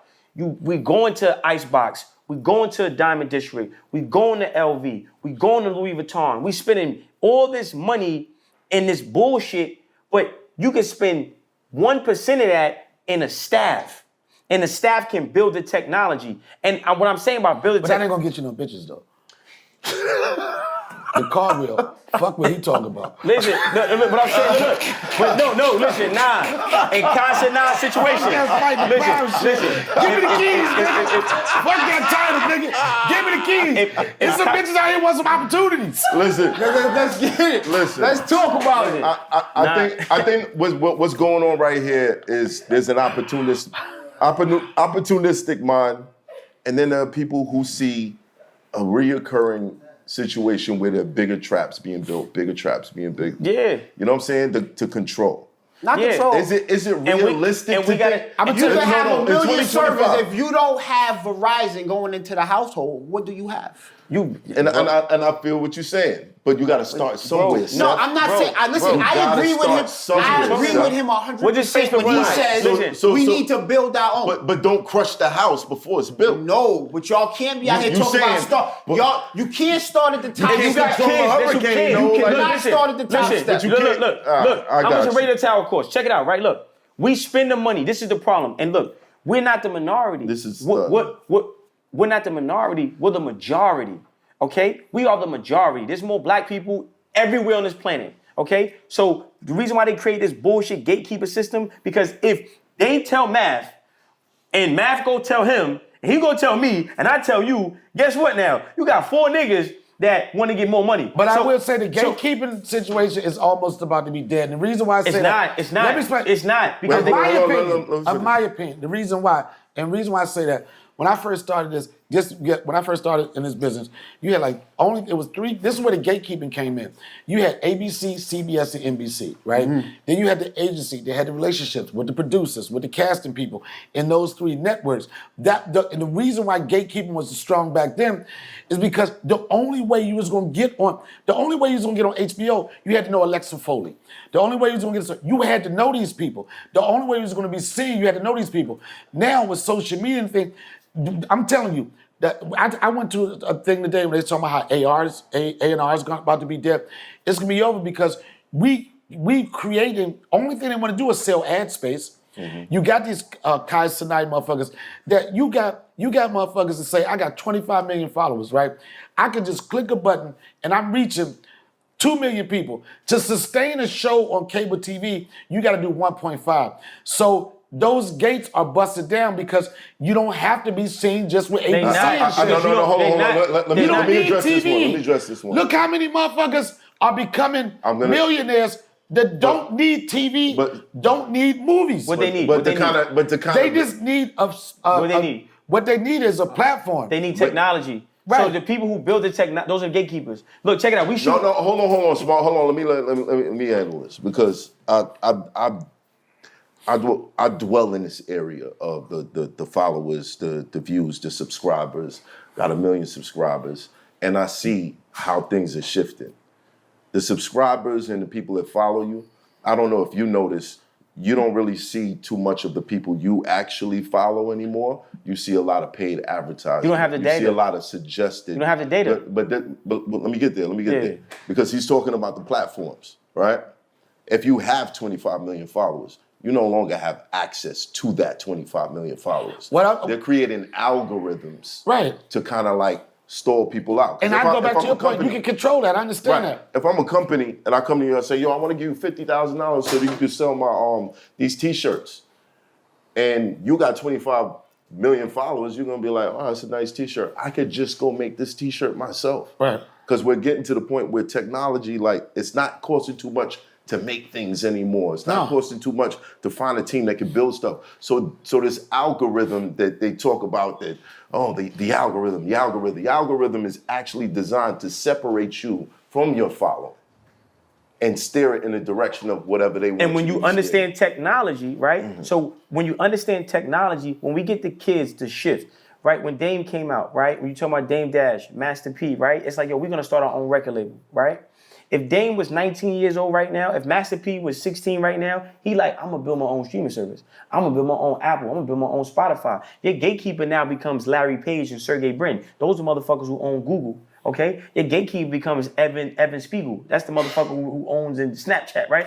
But they're never gonna stop you from making money for them. No, it's not about what I'm saying is it has to be a shift in the mindset of us. So when now we say, okay, look, instead of me going to buy this nice car I'm going to Boston. I'm going to MIT. I'm gonna go grab up 30 motherfuckers like him, put them in a non-compete clause contract, and we're gonna build the technology. If I show speed and Kosnar says we just did streaming university, right? We making all this money. We going to MIT. Who built this? The same people that built this technology, we gonna hire them. Or people who have the same skill set, right? But I do think that's the direction that they are going into. Listen, check them it. youngers is different. Right, and then this is where they need all the pieces though. Then you say, okay, why would I want to put my server location in America? I can be in Africa, right, where I'm protected. VPN. I can give the government in Africa, right? I can give the government in Africa.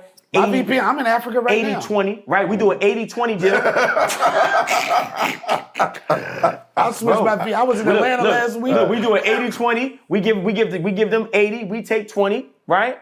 That ensures that we protect it, right? And then now we have our own servers, our own technology. We've been the face of culture, right? We've been the forefront. We've been the Michael Jordans. We've been the ashy kneecaps, right? That was dirty, son.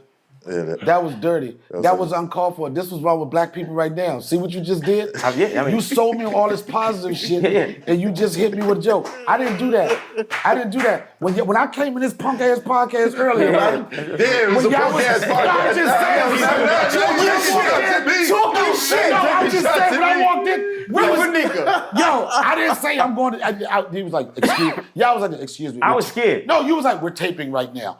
I said, okay. I didn't think that was you. Nigga, I walked to the laundromat to use the bathroom. You went to why? Because I didn't want to interrupt your punk ass podcast, son.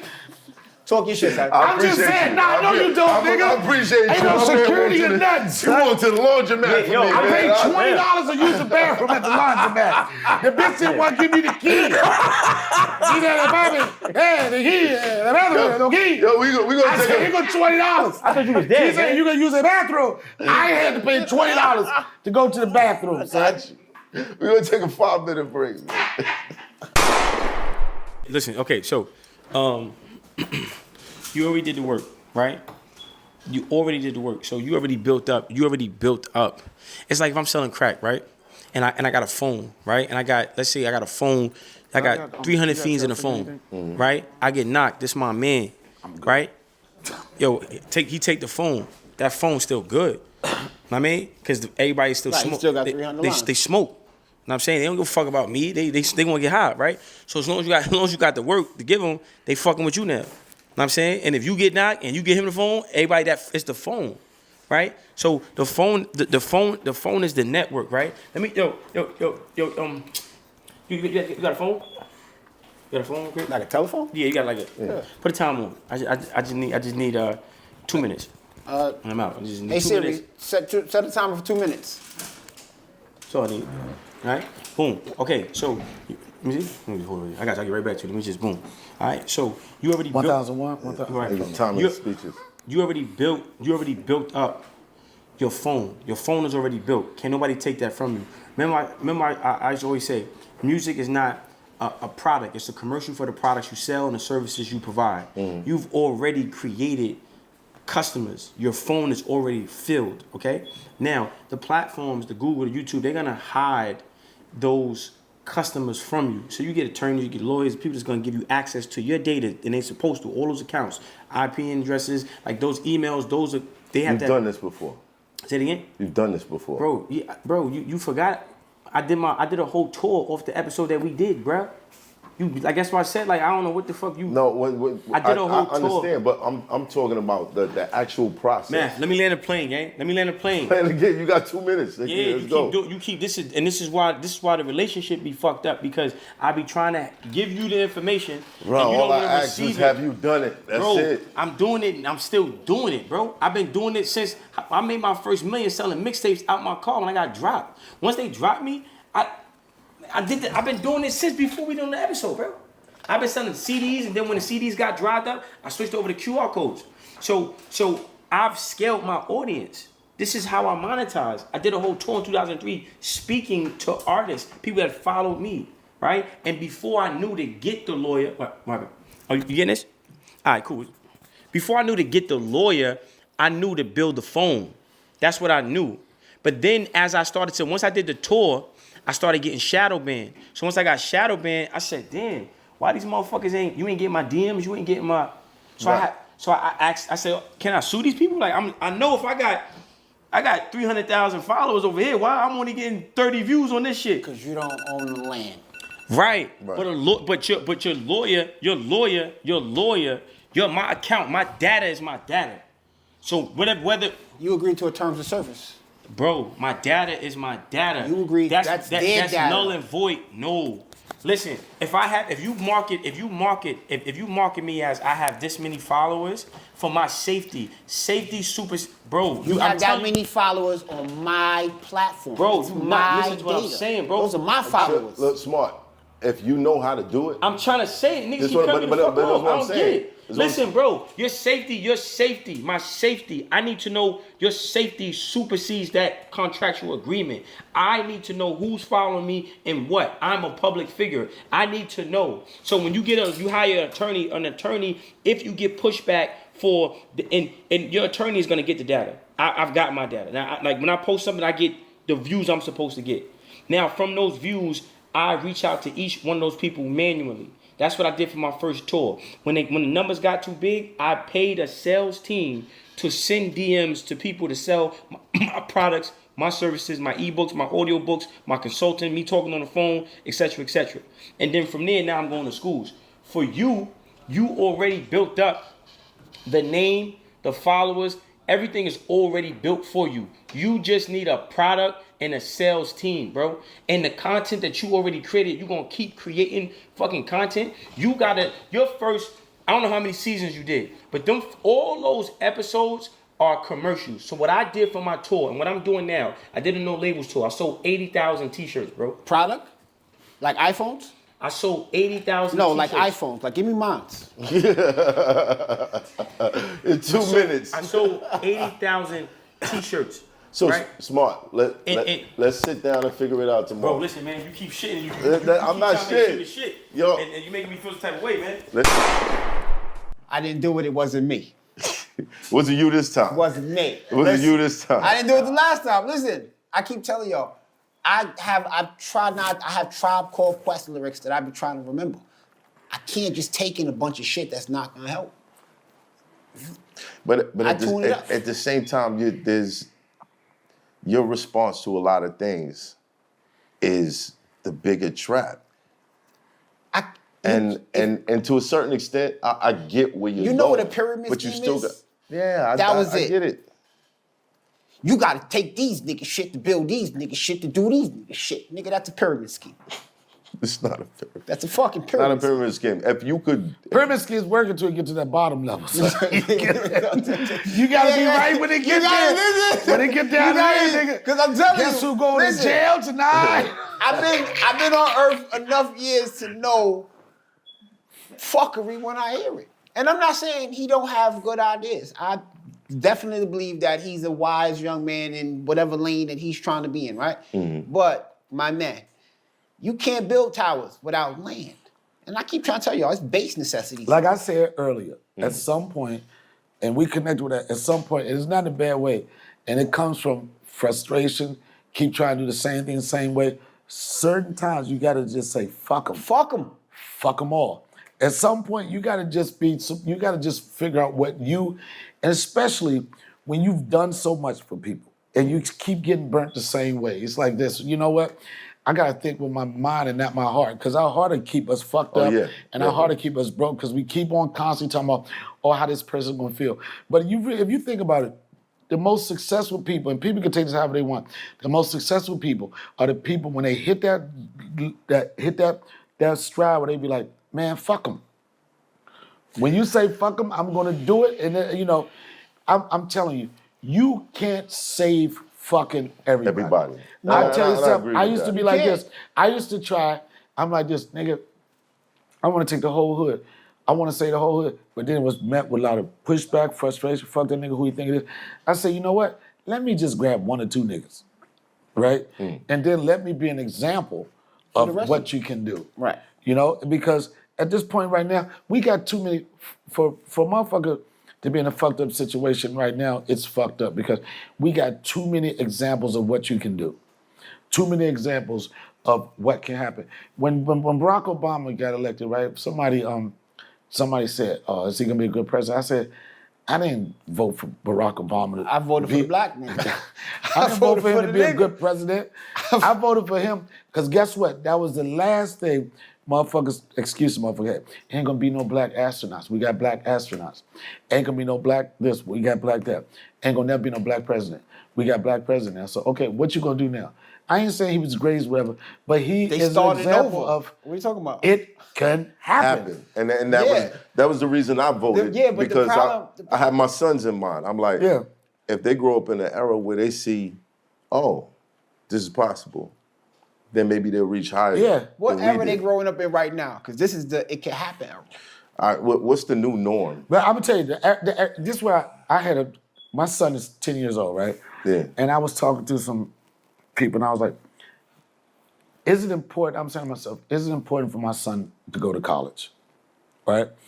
And the reason why I say that, because I'm old school, right? Mm-hmm. I remember it was the two jobs that everybody was talking about, just be successful, doctor and a lawyer. Mm-hmm. When's the last time you heard somebody talk about Not being a me. doctor I and a believed lawyer? in the three that Master P is. That's why Master P is my hero. You can Okay, sell was it- crack, rap, and sell drugs. What? Master P. He played basketball professionally. He rapped professionally, and he sold drugs professionally. Well, the point I'm making about that, the point I'm making that with my son is like, right now, I'm training him to have a CEO mindset right now. I'm training him to have that creative mind. The other day, he had all these dinosaurs or whatever, right? And I was like, I'm mad with you. He was like, what are you mad about? I said, we got all these dinosaurs, and you're supposed to be making a movie. When you gonna make your movie? He was like, well, I need more storage on my phone, right? I'm like, you need to knock some of them roadblocks off. That's what. Right. He said, he said, I need more storage. I was like, are you gonna let me be involved? I said, because the last time when I found out you had a YouTube page, I said, why you didn't tell me I could help you? And my son said, Daddy, I don't want them problems. He wanted to get subscribers by himself, not because my daddy said, follow him. And No, but that's- listen, that's- And no, that's- but wait, and but this that's way, pure. but listen, but then, because but, I'm here for the alley-oop. but I know, but I worked this hard Yeah, for but- the alley-oop. but this what I would've- this What if what I I- just want to learn to dunk on my own? yeah, No. do you mean? No, I because, respect- because I did not slave and smile when I didn't want to, wake up when I didn't want to, so that you could start at zero. And the That's answer, not- But the no, but answer yeah, to that that's is why I say- that's who why I told say- you to do that? What I say, what I respected about that, I respected what I respected about it. Then I didn't agree with it because I feel like I'm here. Right. I respected that he was like, nah, Daddy, I want to do it myself. So when he talked about, I was like, but you remember the last time I wanted to help you. You said you didn't want them problems, and then he said to me, "This when he think he do this. This is the thing when he be thinking." He said, "All right, Daddy, I just want you to be in charge of promotions, right?" He gave me a department. You got a job now. Yo, he gave me, and I was happy. Calvin got a I job was now. happy. And just because I'm a person that's trying Calvin. This is a smart kid. Yo, That's a just smart because kid. I'm the person that's trying my best at co-parenting, and this is where I always try to include. Even No such though- thing. Listen, even though I wanted me and him to have a relationship, always include her. And I was like, well, you know, your mom does. So I said, well, maybe you can have mom as the creative director. I didn't really want him to do that, but to my point, like I'm training him now to think about having his own shit before he even think about going to college. If I say, okay, you know this, I said, you building your brand, Austin. I said, I said, you like dinosaurs, you like drawing dinosaurs. So we're gonna do your dinosaur movie. And also, because he liked to draw, I said, we're gonna do your dinosaur merch line. Because what I did once, he gave me, you know, kids have all these pictures and you put them on the refrigerator and everything. And he had one, it was me and him as just stick figures, right? And I wanted him to see it go from a piece of paper to something else. So I got some shirts made and some hoodies made, right? And he was like, oh, Daddy, I like that. And on Instagram, people were like, oh, I like that. I was like, yo, you got a base right now. I don't want him to, my son, I don't want him to go to school, get a degree, and then after he get done and he's like this, now my life starts. I want it to start right now. Right. I feel you on that. You know what I'm saying? And I agree with that. And think, if you think about it, I'm old enough to know that the jobs that are here for kids now, they didn't exist back then. You know, kids, we used to say, I want to be a programmer, I want to be all this type of stuff. And I used to laugh at like, ain't no money in that. But now that's part of college curriculum now. You know what I'm saying? But there still ain't no jobs out there. I wouldn't Huh? say that part. What'd you say? No jobs out there. I never said it was no job. jobs. I'm saying the jobs that we respected the most, they don't get the same respect. Correct. That is the Doctor, truth. lawyer, all that. It used to be like this. They're doing good. They're doing a doctor, lawyer. You know, you got streamers out here that's quadrupling the money that the top doctors surgeons making. making. That's facts. It's a whole different. Yeah, but with the kid part, here's the part with the kid part, right? My son, since every year we stick him with something, boxing, taekwondo, math, Spanish, we did all of that. He just want to play soccer. That's it. He don't care about nothing else. He just want to play soccer. You know, my son. I mean, and how old is he now? He's 11. That's gonna change. And you know what? I know that. All of the things you heard me say is things that at 21 will kick in. And I also want my son to learn how to make pupusas. Because I told him, you know how much, Yeah, you know how much pupusa you gonna get if you can. Why? make So they can homemade snatch pupusa? him up by Home Depot? We're not Man, doing that to the young He gonna have guard. so many salvi chicks if he can. We're make not doing that to the pupusas. young guard, man. Now, for me, it was real important that my sons went to college. Right. But after How's your kids? my oldest son is 24, my youngest is 19. He's 19. Somebody gonna fuck you up on that one. Yeah, His mom was calling me like, he's 20. No, he's 19. But think He's about 19, it. right? It was important for you back then. No, personally, I feel like, especially for black fathers, I don't know if you went to college. No, I didn't. Military was my college. Well, I didn't graduate anything. Right. Did you have this like feeling like, okay, everything that I didn't get, my son has to get? Yeah, but I agree with you 100%. That's the reason why I didn't have that relationship with my dad. My dad was a heroin kingpin in D.C., right? He had a lifestyle, didn't get him a chance to spend as much time as he wanted with his kids. My dad not being there, he is one of the reasons I'm the dad that I am. Like you said, give him something he didn't have. One thing I preach to my son, we making memories to last a lifetime. My father was, when I saw him, he was great. I didn't see him a lot. He was in prison or with his chicks or whatever. And I constantly say, I got 2 handful of memories with my dad. I don't want that with my son. I got more memories of my son in 2 weeks in Ohio than I had with my father my whole life. So I agree with you when you said you want something different from them, different for him. I agree with that when it comes to that. But when it comes to that, the social setting and what he wants to do in his life, of course, yes. Oh yeah, you can go to college, awesome. But by the time he's in the fucking 8th or 9th grade, I want him to be running his own shit. Right. You know what I want my son to go to college for? Pussy. I'm not even sure if The that- show some sex. They'll get a lot of that. I want him to go to have a good time. he gonna go to college. But I get want him to be established. when he graduates. I'm not trying to blow up my boys. He gonna graduate. But that happens. yeah. That happens. yeah. He gonna graduate as a That pair of happens. colleges, huh? That's it. But I feel like but it's a status quo. Because in the era that we living in, they don't really have to go there to figure things out. I'm raising my son to be able to survive on Earth. I realized that I have a young black boy. Shit ain't ever got better, it got worse. So like I said, I put in the things that he's gonna need. Math, he's gonna need. 2 languages, he's gonna need. Self-defense, he's gonna need. I only add the things that are necessary. If you think about it, what is a kid gonna need math for? Math is the only true universal language. Math and violence. Those are When's the only last 2 time- things that when's- everybody understands. When's the last time somebody used math for anything and there wasn't a drug dealer? First You mean of all, when you went to the first store of and got all, your change? stop. I build buildings every day, so math is definitely part of my life. But I'm not feeling the math and violence. we're not thing. talking about. I'm not feeling listen, there are only 2 universal languages: math and violence. Everything else is saying subject it, to bro. location. Stop doing that, bro. I don't mean like you in violence. I'm Oh, just I saying. guess you must. Oh, you know what? I don't Nobody like- told you to do what you did. Stop. See, I don't like that. I don't like that. The dude outside came up with the wrong battle rapper. He said, Stop. See? Here we go again. Here we go. I'm not really. "So you're styling on you." So they styling on you. No, That's not even me. I know, but he was just trying to remember the punch. That's not my fault. I wasn't there for that one. I would have said, hey, maybe don't. Listen, either way, Spanish is where you live out on earth. Chinese or Mandarin, Cantonese. It's where you're standing at, the languages that you speak. Man, I took Spanish. I learned como se llama usted, not quit, nigga. That was it. Usted? Whatever. I see. That's how good I, I know was. it's whatever. I looked around at the room full of people that speak Spanish. They all went like that. I ain't gonna front. I pass as Dominican because I could say, yo no habla español, habla inglés, por favor. Very well. The way you really pass it. The way you and they really be looking at me like, For Dominican, man, get The way fuck you out really- of here. you should have just said, que lo que. No, you should have just You could have just kept it short, said que lo que, and got away with it. or just had no socks. I basically said said, it's just- I don't speak Spanish. No socks. No socks. You No Dominican, socks. Pop. It's some chocolate. Yo. I said, I don't speak Spanish. Speak English, please.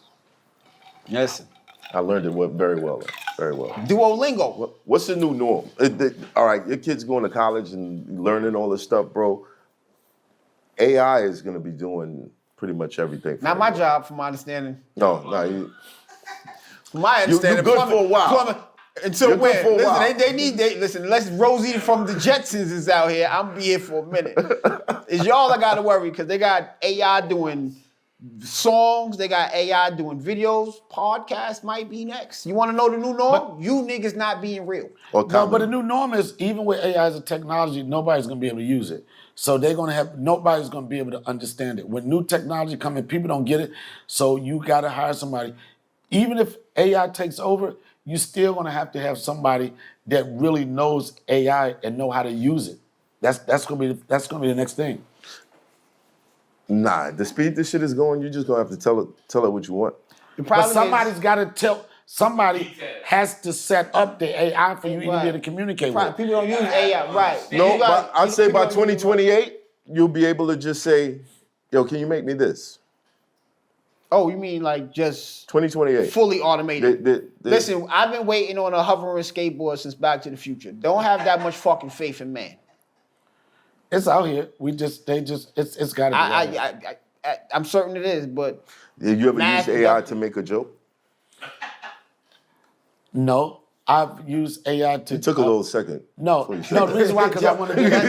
I want to be. that's a legend. That's a legend. We gonna put some respect on the legend name. No, because I'm so tired. I'm learning how to like take a second to respond to somebody to give them the answer that they need. And I have not used AI to write a joke for me, but I have played with AI to see what joke they would think would be right for me. I've never used a joke from AI, but I've put in like Donnell Rawlings, my background and everything, and they wrote some shit, but it ain't funny enough for me. Here's hilarious. What? Cam from It Is What It Is, Cameron MC, he lost a 3-round battle to AI. Shit was hilarious. Cam lost the battle to Yeah, AI? he put it on his Instagram. Shit was hilarious. He was even in his comments, he was like, yo, this motherfucker was fast. AI did that? had bars. Who did that? AI, Cameron. Cam. Oh yeah. Yeah, he lost the battle 3 rounds. I don't know if he lost. He lost. You sure that one? Omar. Nah, that I don't even want to get into that one, but that was the L. Omar Gooden Jr. Omar Gooden. Let me not say Oh. Junior. That's where all of that shit started. Oh, yeah. Right.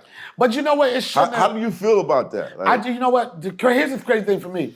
My relationship with both of them. I did a movie, and it's so funny because the relationship Cameron had with Omar is because I did a movie some years ago. And those same people, Swirl Entertainment, it was called Percentage, right? And Omar was one of the stars in that. So when I saw it, they was like going back and forth. I was like, damn, they work together, right? I think that maybe it's Omar was having a bad day.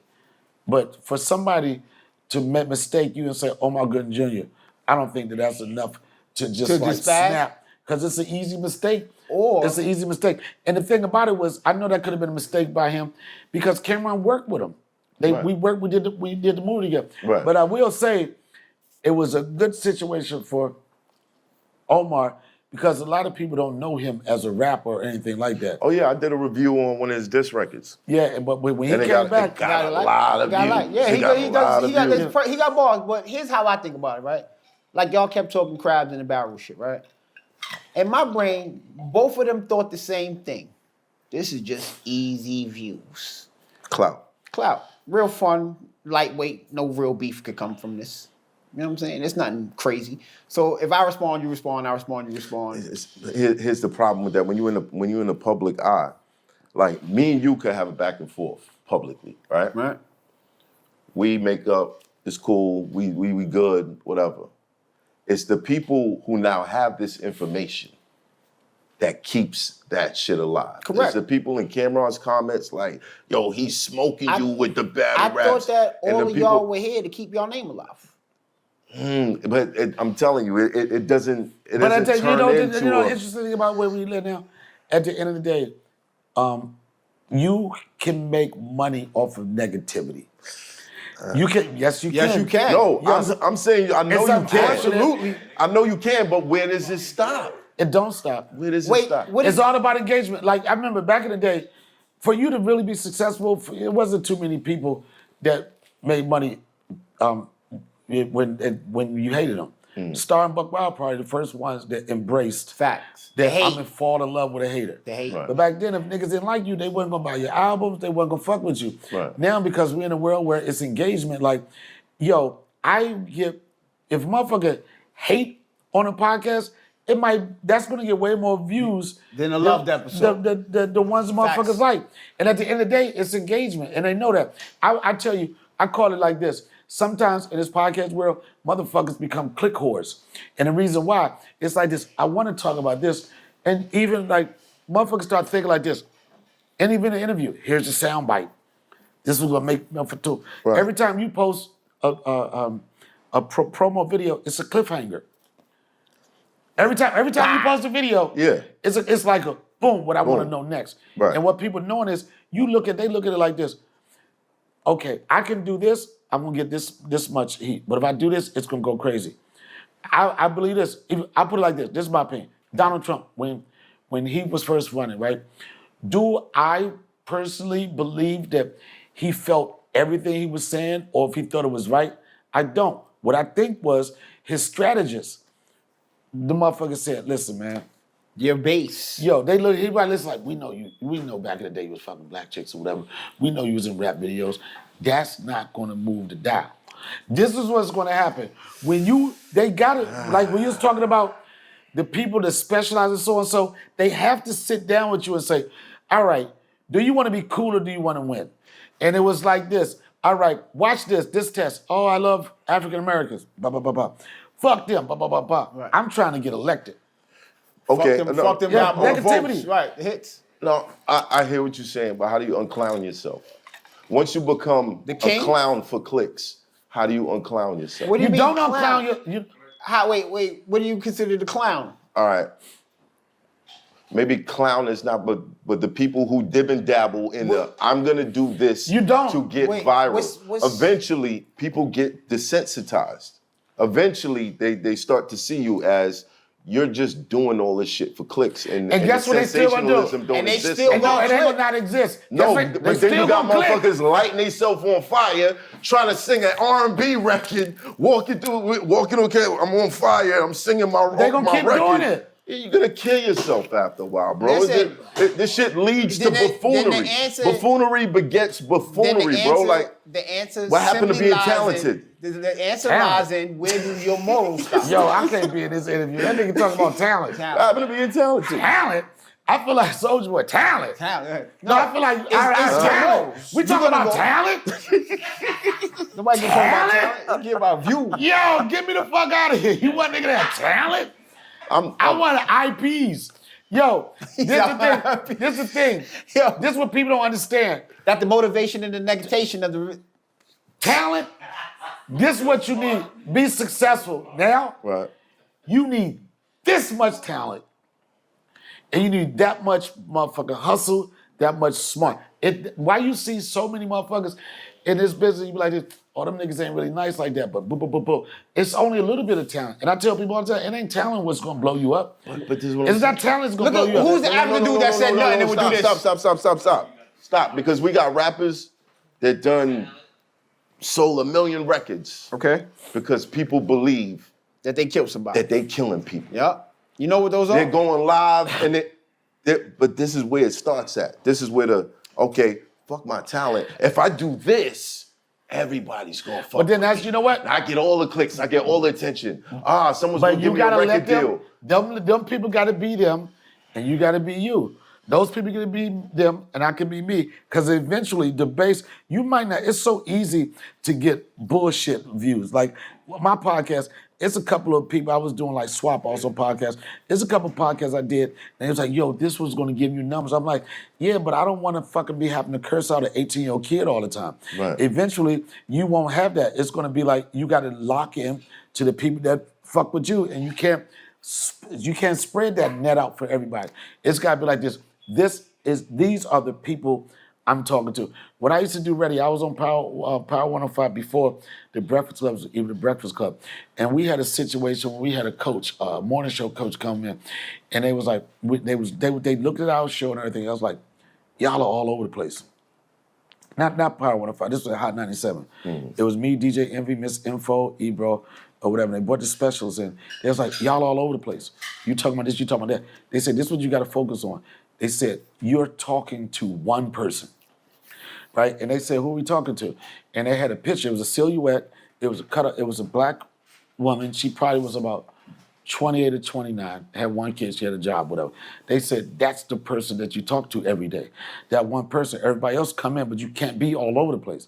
And then once you find out what your true demographic, what your is, who you talking to, right. It ain't everybody, it's that one person. Everybody else will follow suit. But the problem is we try to stretch ourselves out and make everybody happy. You know what I'm saying? I'm like this, do I want the YNs to like me? I want everybody to like me. No, everybody ain't gonna like me. In my case, I've been lucky enough in my career that I've been able to be a part of projects that went over generations. You know, Chappelle Show, Guide Code, and different things. In fact, I think one of the best compliments I had about what I do, I was in this grocery store, and it was a middle-aged woman. When I say that, I think she was probably like 42, 43. And she was with her son. He was probably like 14, 15, whatever, right? And the mom said, oh my God, that's the guy from Chappelle Show. And the son said, no, it's not. That's the guy from Guy Code.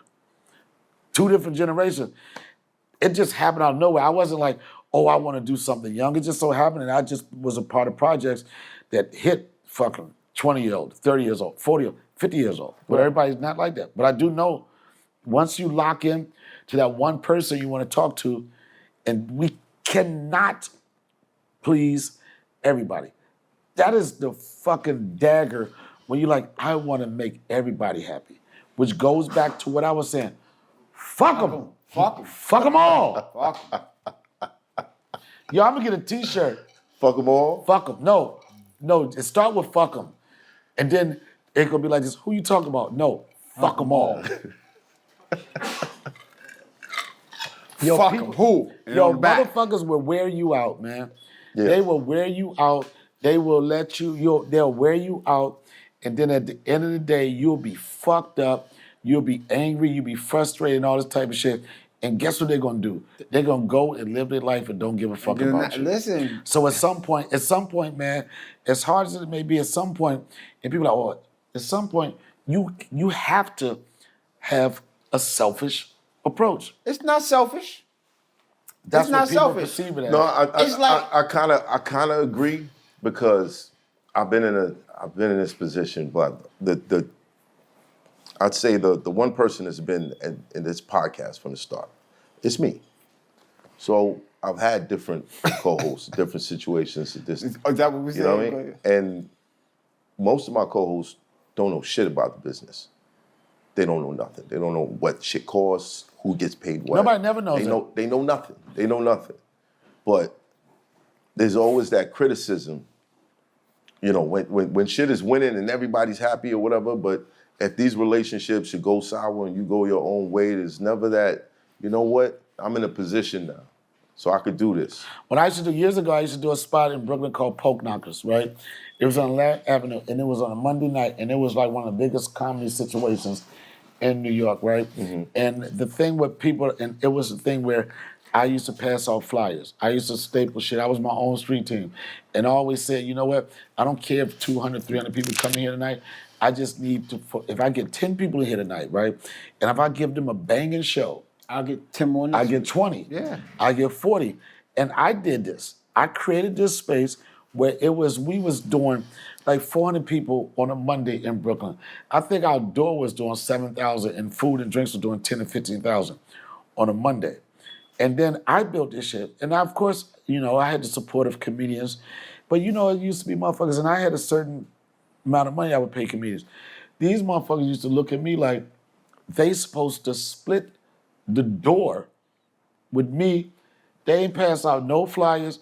They ain't paying the DJ. Right. They ain't Nothing. doing none of that shit. You wasn't a part of this part. Yes, I'll look out for you, but you're not equal to what the fuck I'm doing. The motherfucker, I used to do shit when I was here. I was one of the first comedians. I feel like Soulja Boy right now. Nigga, I was one of the first comedians. No, this is real talk. I was one of the first comedians. I used to record my shows, right? And then I was like, and I knew the Koreans that did the DVDs uptown, right? And I remember I did one of my CDs. I mean, I put on a CD. I called it Bootleg Comedy, right? I was getting, I paid probably $1 for a CD. I was selling for 10. Man, you couldn't tell me I wasn't a kingpin out here, right? And then I had other comedians on the joint, right? And they was like, I want my money. them niggas wanted me to pay them off the CD I was selling. I said, nah, son, I'm not working for y'all. I said, listen, this is what I do. If you a hustler, this is what I do. I'll give you 100. And you go sell them. Go sell them. Right. That's $1,000 right there. No, and it was an easy. You got me. No. Nah, what? Nah, Nah, man. you gotta give me pieces. See, And it was first an of all, easy I sell wasn't- because nobody was doing it. I wasn't it giving don't move nobody. unless First of all, it's you sold. talk about here, go sell them. No, I wasn't doing none of that. You know why? Because what was the name of the CD? Huh? What was the name of the CD? Bootleg comedy. Right, bootleg. That was the whole Right, thing. I'm bootlegging this shit, nigga. But I'm listen, paying y'all niggas I- for bootleg. Listen. It's me. I gave them I did the idea. That word It's right bootleg. there is where you keep losing me. Yo, Gay. I ain't giving y'all shit. I was like, listen. Fuck out of The here. conversation is It's this. me. And I used to be like, I I think put he's pressure. like one devil on my shoulder. What are you was talking? Yo, listen. It's the two of y'all. Y'all like I have one a devil on my policy on shoulder. earth. It goes just like this. Imagine me giving you something when I would take something from you. I'm not giving y'all shit. No, but I told him, I said, look, I can hit. I'm not giving you nothing. I was popping with them. Yo, I was getting 9 off of $1. And bootleg, I was like, you got a conversation right there. It's funny. I took that shit so personal. I was in Connecticut. I was selling my shit. I was at the end of my shows. I would make more money selling CDs than I would get at the show. the show. They could give me a show for $150, $200. I was like, don't worry about it. I'm going to eat. And I don't know who this girl was. I know she probably hate me to this day. I was in a parking lot. I was trying to sell my Dee CDs, right? She had these long nails, right? And I was like, yo, my bootleg come. She said, I gave it to her. And she said, fuck that bootleg ass shit, right? Yo. Nigga, what happened after this? 3 seconds later. Careful. Yo, Yeah. nah, it wasn't no problem. I know these 2 nails was gone when it was over. She had my CD, I did like this. You could hear her nails go, pop, pop. Yeah, she still hates you to this day. Wow. But them CDs, I remember one time I had a show in North Carolina, right? And it was a shady promoter. It was on the promoters where he flew me in, right? Damn, I don't even like the word flew in. That only sounds like pause. Yeah. He flew me in. He flew me in his crazy. Fooled me in, you know what I mean? Yo, but How'd you pay for it?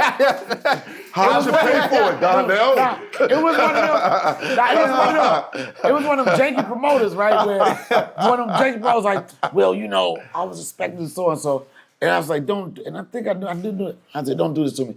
The dude, I had 100 CDs, right? The dude, the show didn't work out. Went to the hotel, right? And he didn't pay the bill for the hotel, so I couldn't leave the room because you know, when I leave the room, they Right, gonna you lock gonna me lock out, you out, right? right. I got 100 CDs. I ain't getting no money. And I was dealing with this chick in Brooklyn, and I couldn't tell. I said, man, this dude ain't pay me. I went down there on some, I was like, I'm about to come up off my CDs. I said, dude ain't pay me. She said, what you need? I said, could you give me a train ticket? Like, Not a back gun to- in the mask? Huh? Not a gun in the mask? No, I said, no, I just need to come back. I said, give me a train ticket. So she got me a train ticket. And I was like, man, I got these guys, I had 100 CDs. I was like, I'm not going to New York with no money, right? They had a comedy club in D.C. I was like, fuck that. I'm getting off the train right here in D.C. I went to the comedy club. I said, I want to do 2 guest spots. I said, y'all don't got to pay me. I just want to go. And I told niggas that story. I sold 100 CDs. all my shit, son. 100. 100 100. CDs. I wasn't going back there without no hustling. money, you know? Yeah, no, listen, like I said, I'm Hustling. not giving nobody nothing. I did this work. Yo, listen. I did I know what it's like, man. I used to sell these hoodies. I did counterfeit. I used to tell chicks if you buy two, you get something extra. Oh, you wildin'. Paid the bills though. I bet. You know what I mean? I bet. My stories would all be crime, A real hustler ain't gonna never stop hustling. That's a fact. You might have some roadblocks or something, like it might not be this thing, it might be the new thing, but a real hustler is gonna figure out. I told my crew, I sell t-shirts, I sell socks and everything. I said, man, we should be able to, if you're a real salesperson, you should be able to sell a motherfucker anything. And I look at it like this with me, with my brand and trying to figure stuff out. And I got a certain level of fame, but I look at it like this: how long are you gonna? Why you said I got a certain level? Yo, get the fuck out of here! You are world famous. I would put like this. I have this. What is it? Haiku poem, whatever. Haiku. And I came up with this a long time ago. I said, fame without fortune is like a bitch having an abortion. Baby, you never made it. Who gives a fuck about the fame? Now that's how you can't. That's the shit. Wait a minute. That's the shit I'm talking about. Who said that? Me, nigga. That's him. That's an original. Son. Fame without fortune is like a bitch having an abortion. Baby, you never made it. Look. First of all, you dirty. You dirty motherfucker. It ain't too many niggas making haikus. Put some respect on my man name. I made a haiku. I didn't know what a haiku was. Nigga had to tell me I haiku'd it. I was like, yeah, y'all know what I do with the coos. I'm a haiku type of nigga.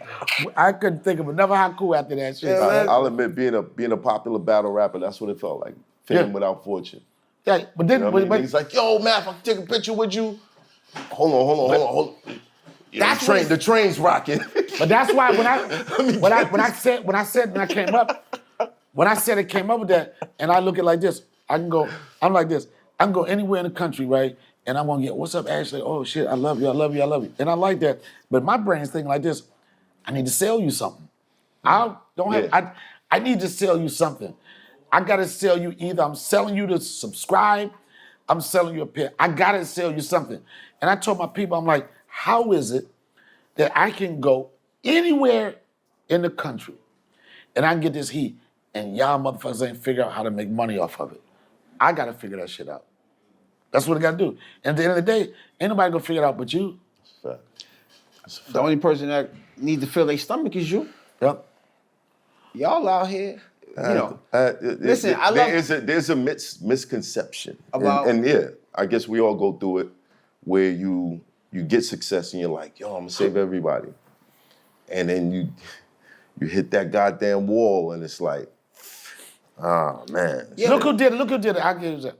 Will Smith had his run. Then when he was trying to save the whole hood, he was going backwards. I remember years ago when I was on the radio, we had Jay-Z came up and we interviewed him, right? And then he made a point. He was like, man, once you can get past that first lick of, what's that restaurant in Brooklyn? Come Chow, the Chinese restaurant? Come Chow. Man, that was the biggest come up. When you can take all your mans and them there.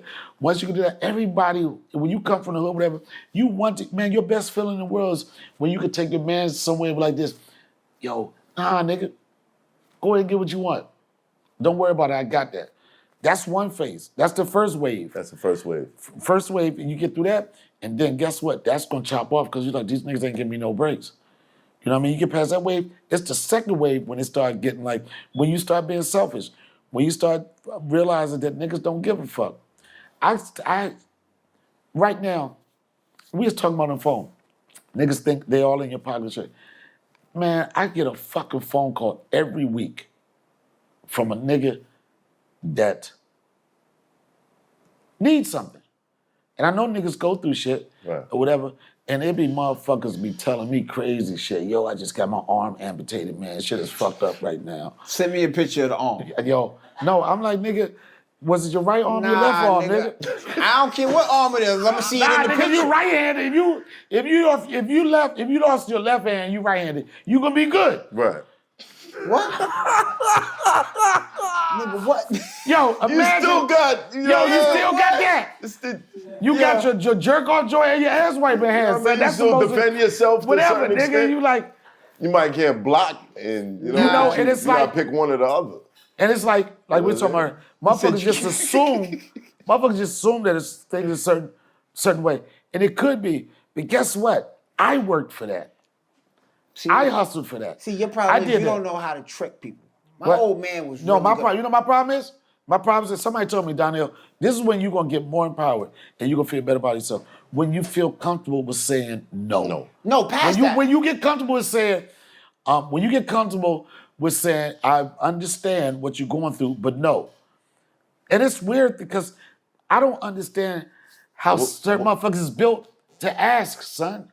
When I moved here, man, when I was fucked up, and I'm not saying my life has been smooth like that, guess what? I wouldn't go nowhere, nigga. I wouldn't go nowhere. I ain't going to no clubs. I was staying there and I was like, oh, now I'm getting to my right. Man, broke was fun. The most romantic I ever been in my life when I was broke. You had to be. That shit is part of the business. What? Nigga, I had chicks come over. That's how you gotta They pay. be like this. Are you kidding me?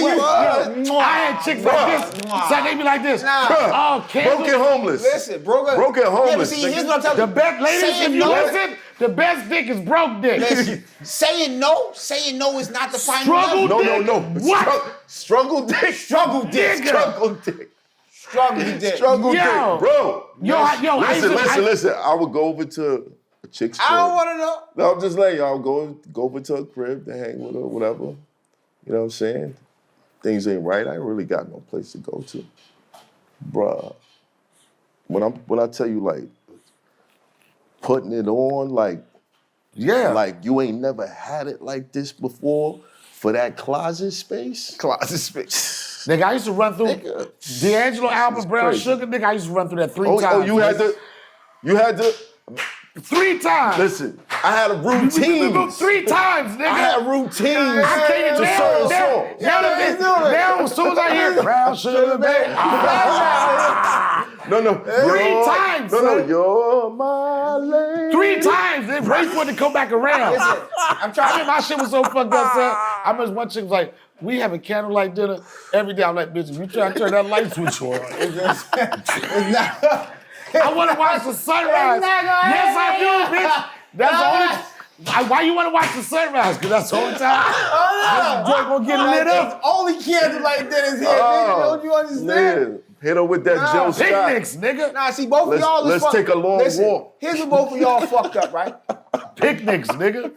Cause they know y'all got shit. Yo, give me $1.25 worth of the pepper turkey, sliced thin. Give me 4 of them glass candles. Yes, You you lay get- out the blanket, Man. put the candles at the edge. You had Sold. $7 worth Sold. of deli meat. What, nigga? See, $7 worth of deli meat, nigga. nigga said he gave a bitch a For that hand. closet Oh my space, God. nigga. Yes. See, For that y'all closet problem space. is that y'all don't know how to trick the system. You're not supposed to say no to niggas. You're supposed to actively call niggas and ask them for favors. Yo, I'm fucked up right now, son. Could you hold me down? Accent. I had one dude when I was in Brooklyn. I had one dude. That's what I'm telling One you. guy. I just would be fucked up. The one guy only time I would call him because the girl I was dealing with, I used to use her car and shit. And you know, in New York, if you got a car, you're gonna get a shit towed. You ain't gonna have a car in New York without getting your car towed at least 1 or 2 times. Right. And then when you get your shit towed in New York, nigga, it's like as soon as you see that shit gone, you like, oh, that's $450. Word. One Right time. off the rip. Right off the rip. Navy Yard. But my Navy guy, Yard. my Navy guy, Yard. Navy Yard. And my dude, and I would never be abusive. And I know he had it. I'd be like, and his name was Harry. I always tell us, I say, Harry. He said, what's up, D? I said, man, I need a little help. He said, what? And I didn't, like, I Shut up, nigga. You heard what I heard, but be quiet. No. I know, well, whatever. Shut up, nigga. Nah, do that. Shut up, nigga. I watched Set It Off Yo, too be many quiet. times. Right, yo, listen. Okay, be but- quiet, yo. Nigga, yo, But the thing was, Oh, I the thing Set It was, Off too many times. but the thing was, let's jump this nigga if you want I see why he be going through with smart now. Yeah. Now I see the real nigga. I see why. I can't talk I to you. hope that nigga don't show Tomorrow you it ain't shit, gonna nigga. function, nigga. I ain't talking to you tomorrow. Yo. I ain't talking to you tomorrow. son. Tomorrow it ain't gonna function, nigga. You No. go, yo, right now or never. Oh. The point I was making where I was clowned in a very serious moment, Nigga, when it was black on black crime, was Right. like the tab would be $458.92. I would be like, Harry, I need $452.98. I ain't never throw nothing, because you know nigga like this. Nigga, we know when nigga asks you for money, this side they get you like, what you need? Can you give me a stack? They only want 5. Right. They just Nigga, right. They just want to Nigga need 3 really. Yeah, He like, he like 3. Like, Cover all it. right, I guess I do it. But I would only ask this nigga exact change. for what I need. But here go how shit circle around, right? This is my guy for years. I'm just the only person ever asked for anything like that. And years later, and this is my dude, and he got kids, they do fundraisers and shit. And he was like this, he hit me with it. He was like, D, you know, I got this fundraiser. You want to buy a couple bags of popcorn, right? Man, Every motherfucking bag they had, huh? I made that nigga the top salesman, nigga. I said, bloop. They go. Who the fuck need $1,500 worth of popcorn? Nigga said, nah, y'all He getting said, "You just Casio took watches. And I got the popcorn. You getting And I just said, Casio watches from St. Jude's for that one. Yeah, Yo, you know what? And that's called love. that's my guy. Only Yeah. person I ever did that for. And yeah. That's why motherfuckers come to me. I'm like, oh, you don't know, D. I'm like, man, I used to live in Brooklyn. I was in an apartment, nigga, no lights. My man lived upstairs, cord down the window. and I had to switch it up with the heater, the hot plate, and so and so. Because you couldn't plug them all in at the Nah, same time. that shit gonna blow. And you gonna- and you And gonna I ain't fuck blowing up- my fuse. I'm blowing this nigga's It's fuse. so right.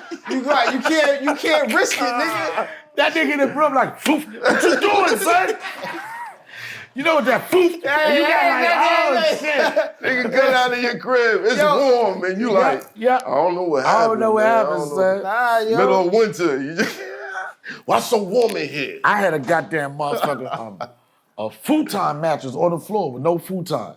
My uncle But used that's why I used to tell him, I said, you know, this is what they, I said, no, it wasn't, you know, futon, it was just on the floor. Yeah, and I used good. to tell him, I was like, just, you know, this was inspired by the Japanese.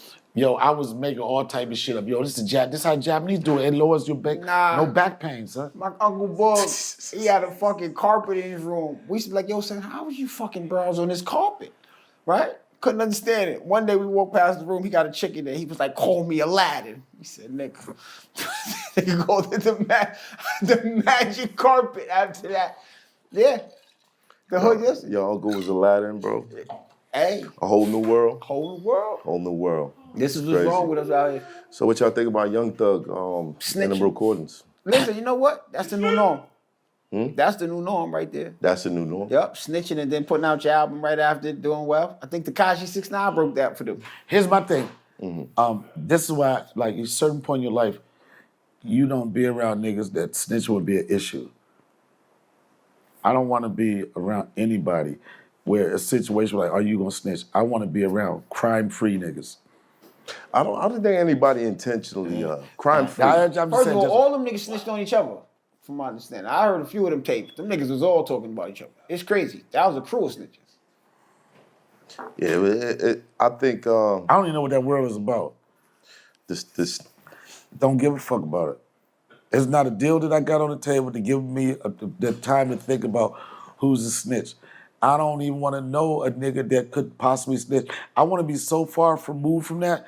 I don't want nobody to even talk to me about, you heard that nigga snitch. I don't want to talk about snitching. I want to talk about IPs, monetization. I smart don't wanna left, be- bro. Like, come on, man. You're No, not- I'm just saying, I don't want to be around, I don't even want to be around niggas that know about niggas that can get in trouble for Let me snitching. Listen, because Smart ain't here right now, so I'm going to defend his name. Right. Smart is, I don't have no problem with him. I asked you because you know it's a hip not a hop problem. podcast. You know what so, it is? It's more delivery. Very aggressive with the delivery, right? And two is you know. Well, you can say that passionate. No, not passionate. Okay, I'll say that he's extremely passionate about what he's saying, right? right. But there is nothing that he has shown that showed me that he meant any of that shit whatsoever. So to me, it's in one ear, out the other a lot of times with Smart. It really is. And I don't dislike Smart, but like I said, you can't talk about, we're going to go to the guy, we're going to pay the guy from Google. With what motherfucking money? Do you know how much Google's paying this nigga? I ain't gonna. We're not gonna start the. I'm just saying. I Like don't want to said, have this like conversation. I said, if he would, let me tell you, Smart did not want to talk to me at all. And I respect that. Yeah. We have a history, you know what I'm saying? But I think- same thing from the last time.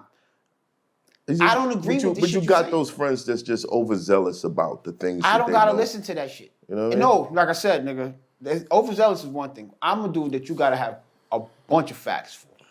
Cause But I came here because you called me, and then as soon as I came, you told me to get the fuck out. They had me outside. I was here first. That's what the first thing you did, son. But That's I who know- was I know- out. No, you I'm did. not be honest with you. You I didn't even use your I thought we peripheral. had that type of relationship. You ain't use your peripheral. You did like this. Tell this nigga to get out of here. That's what you said. You said. he didn't do No, it he like said, that. let's, you know, we I didn't do record, that. nigga. I didn't do that. You record. That's what he said. He said, we record. What the fuck? We recording. That's what you said. That's how you did my man, son? Yes. Nah, I ain't doing like Yes, that. Oh, he you did. ain't doing like that. Yo. Nah, this is one of my, you know what I mean? You ain't doing like that. Yes, he did. Because I remember he came right back outside. He said, they said they recorded. Yeah. And then I heard this, and then he hit this right here. Ah. That last time we came, remind you, I ain't coming to the last time. We came in like this. I And was these trying to niggas save who y'all we niggas. told outside, I said, I was trying to get the smart information out the way. I was trying to save everything. let me tell you, I was in here. He came back and he said, we're going to just go. I said, all right. Listen, even past all that, man, I want to Look. talk about a few different things. First of all, what's up with you? You losing your space out here, man. It's 3 Joes now. 3 Joes? Yeah. Oh, the podcast oversaturation? Yeah, even he got one. That's so dirty. I've been had one, but you know I'm telling you, this is what makes a podcast work, the consistency. I've had one for years, but sometimes I think the most active my podcast was during the pandemic because I didn't have too much other shit to do. And I was like, fuck it, I had to pivot, right? And I wanted to I said, I gotta make this shit make some money. And it got to a point where it was making a little money. But then once the pandemic was over and the world opened up and my checks was out there, I was like, fuck that Fuck podcast. that podcast, right. I was good. But I also know the only way you're gonna get it to a certain point, you have to be consistent with it. I had a good time, so I brought it back. But what I'm doing now, I'm not looking for it to be a big podcast. What I'm trying to do is put together a sizzle and show different sizes of this podcast to get it to be a TV show. And the way I revamped it, it's a reality show about a reality show. The most interesting thing about the podcast is shit that don't happen in the podcast, shit that we talk about. My girl Javanta was here, she was part of that process. And I'm trying to pitch it as a late night show that focuses on, as crazy as it may sound, mental health. Like I do a live show now. The only time I do it now is a live show. And I say, y'all thought y'all came out for a podcast, but this is a therapy session. I don't know if it's going to help you or it's going to help me, but somebody could get some help. But I've had a neuroscientist on there. I've had a therapist. So the tone of it is, can we help Donnell? And while we helping Donnell, can you help you? Because people on the internet consider me a crash out nigga, right? You don't say. And guess what? I am. I'm about to say, niggas. And I have potential to crash out. Why? I just, because certain shit I won't tolerate. Just sometimes I just feel like crashing out. Sometimes I can't control my emotions. Sometimes I get upset about it. But anybody that knows me, that I tell them straight up, you know that there's potential of me crashing out.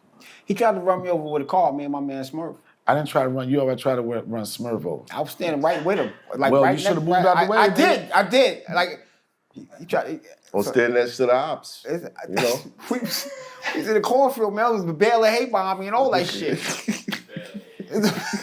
If you knew Smurf, you would understand why I tried to run him over. He's a run-overable type of motherfucker. He's a run-overable type of motherfucker. Smurf with a V, like Smurf, like Merv Griffin. Smurf. Yeah. So during your podcast, have you figured out like the reasons that you crash out? You niggas! I'm asking for a friend. Okay, so, some of it, I will say, on some platforms I've been on, some of it's calculated. Right. You know what I'm saying? Like, if shit is moving slow, I might crash out just to hype it up, whatever. But I crash out, this is what, Nina Simone has a song, Misunderstood. I crash out when I'm being misunderstood. You know what I'm saying? Even early on when I used to do the Breakfast Club, whatever, I didn't really have anything personal with them. The only thing that really used to piss me off, and it would get under my skin, when they would try to compare me to other comedians, and then for comics, when you say you're not funny, that's fighting words. That's fighting words. Right. That's what we live off. And I know that's not true. Mm-hmm. There's nobody that's ever seen me perform live anywhere that can say the nigga not funny. They can't do it. And I used to take it personal. You took it personal. What's the name? What's my man's name? Corey Holcomb. No, I didn't take. Yeah, I did. I did too. I wanted to fuck him up. Yeah, because even with, I don't want to keep going back on that, but even with that, when that incident happened, I'm bringing up old shit. It was that when he said, "Do y'all think you funny?" I was in that audience, and he was trying to get the audience to go against me, And they was like this, nah, nigga. So I know you putting a false narrative out there. When you say stuff like I couldn't have worked certain rooms, you don't know. One of the hardest places to do comedy and get a name was New York. They said if you can make it in New York, you can make it anywhere. And when I moved to New York, I wasn't doing the Comedy Cellar. I wasn't doing the mainstream crossover room.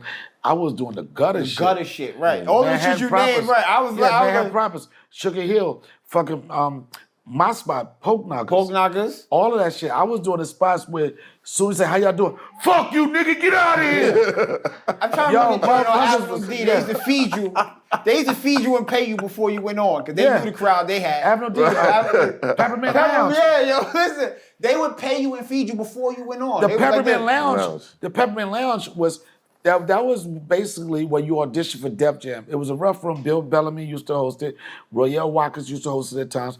And they felt like this. Bob Sumner, who was the talent executive for that, he felt like if you could rock this Peppermint Lounge, you'll kill on Def Jam. Yeah. And that's why even when I had my first, so the only audition I had there, I was on stage, and you get 5 minutes. I was on stage for 3 minutes, and Royale was the host that night. Royale walked to the side stage. He said, "Bob loves you. You got the show." When he said, I said, "Good night, everybody," because that room, in a second, they'll turn on you. They'll turn on you. And the only thing they remember is getting booed. They think that could happen to you then. Yep. Again, so the people criticizing your craft, that made you crash out. It didn't make me crash out. It makes me get very upset, which turns into me crashing out. And I'm working on that. I'm dealing with a therapist right now. I'm getting better. All right? But it feels like you're trying to make me crash out. That nigga crashed out. Don't listen to him. No, I already know this nigga shit. don't do This it. the bullshit. This how this shit happens. Nigga who crashed out. Listen. This how this shit happens, son. I've been at this punk-ass podcast for an hour and a half, son. Nigga gave me some dirt-ass weed. The nigga gave me some dirt. No, I'm just saying. Hold on. The nigga gave the nigga. Yo. Hold on. I asked the nigga for money. He said he ain't. Nigga said, take this onion. He said, where you think I'm gonna get the money from? I said, you know where, nigga. I was like, give me some weed. The nigga gave me, I'm just saying. But I double back. I double back, though. Your mans came through. I walk in on some like, he's a jolly good fellow shit. Nigga said, yo, we filmed. You got a whole different location. You ain't answer that question. Why we here? That's a whole nother episode. I know, nigga. And I came in here like, I got you. You like this. Excuse me, we're doing an interview. I'm doing an interview with a nigga. I'm doing an interview. I'm getting Talk to him. I'm getting some information from a nigga I don't really fuck with. Talk to him. Because he fuck with hip hop. So you know what I'm saying? And then the nigga he don't fuck with joke on me, you ashy ass nigga. This is a whole setup. And then they wonder why I don't want to do podcasts. And then they wonder why I fucking crash out. This nigga is the reason. I tell you, these niggas. I said it. Yes. Thank you, nigga. Right, Fuck this punk ass done. podcast, man. I'm out. It's Hoffa. Trapper turn smack rapper. Only smack rapper that you know is smack rapper.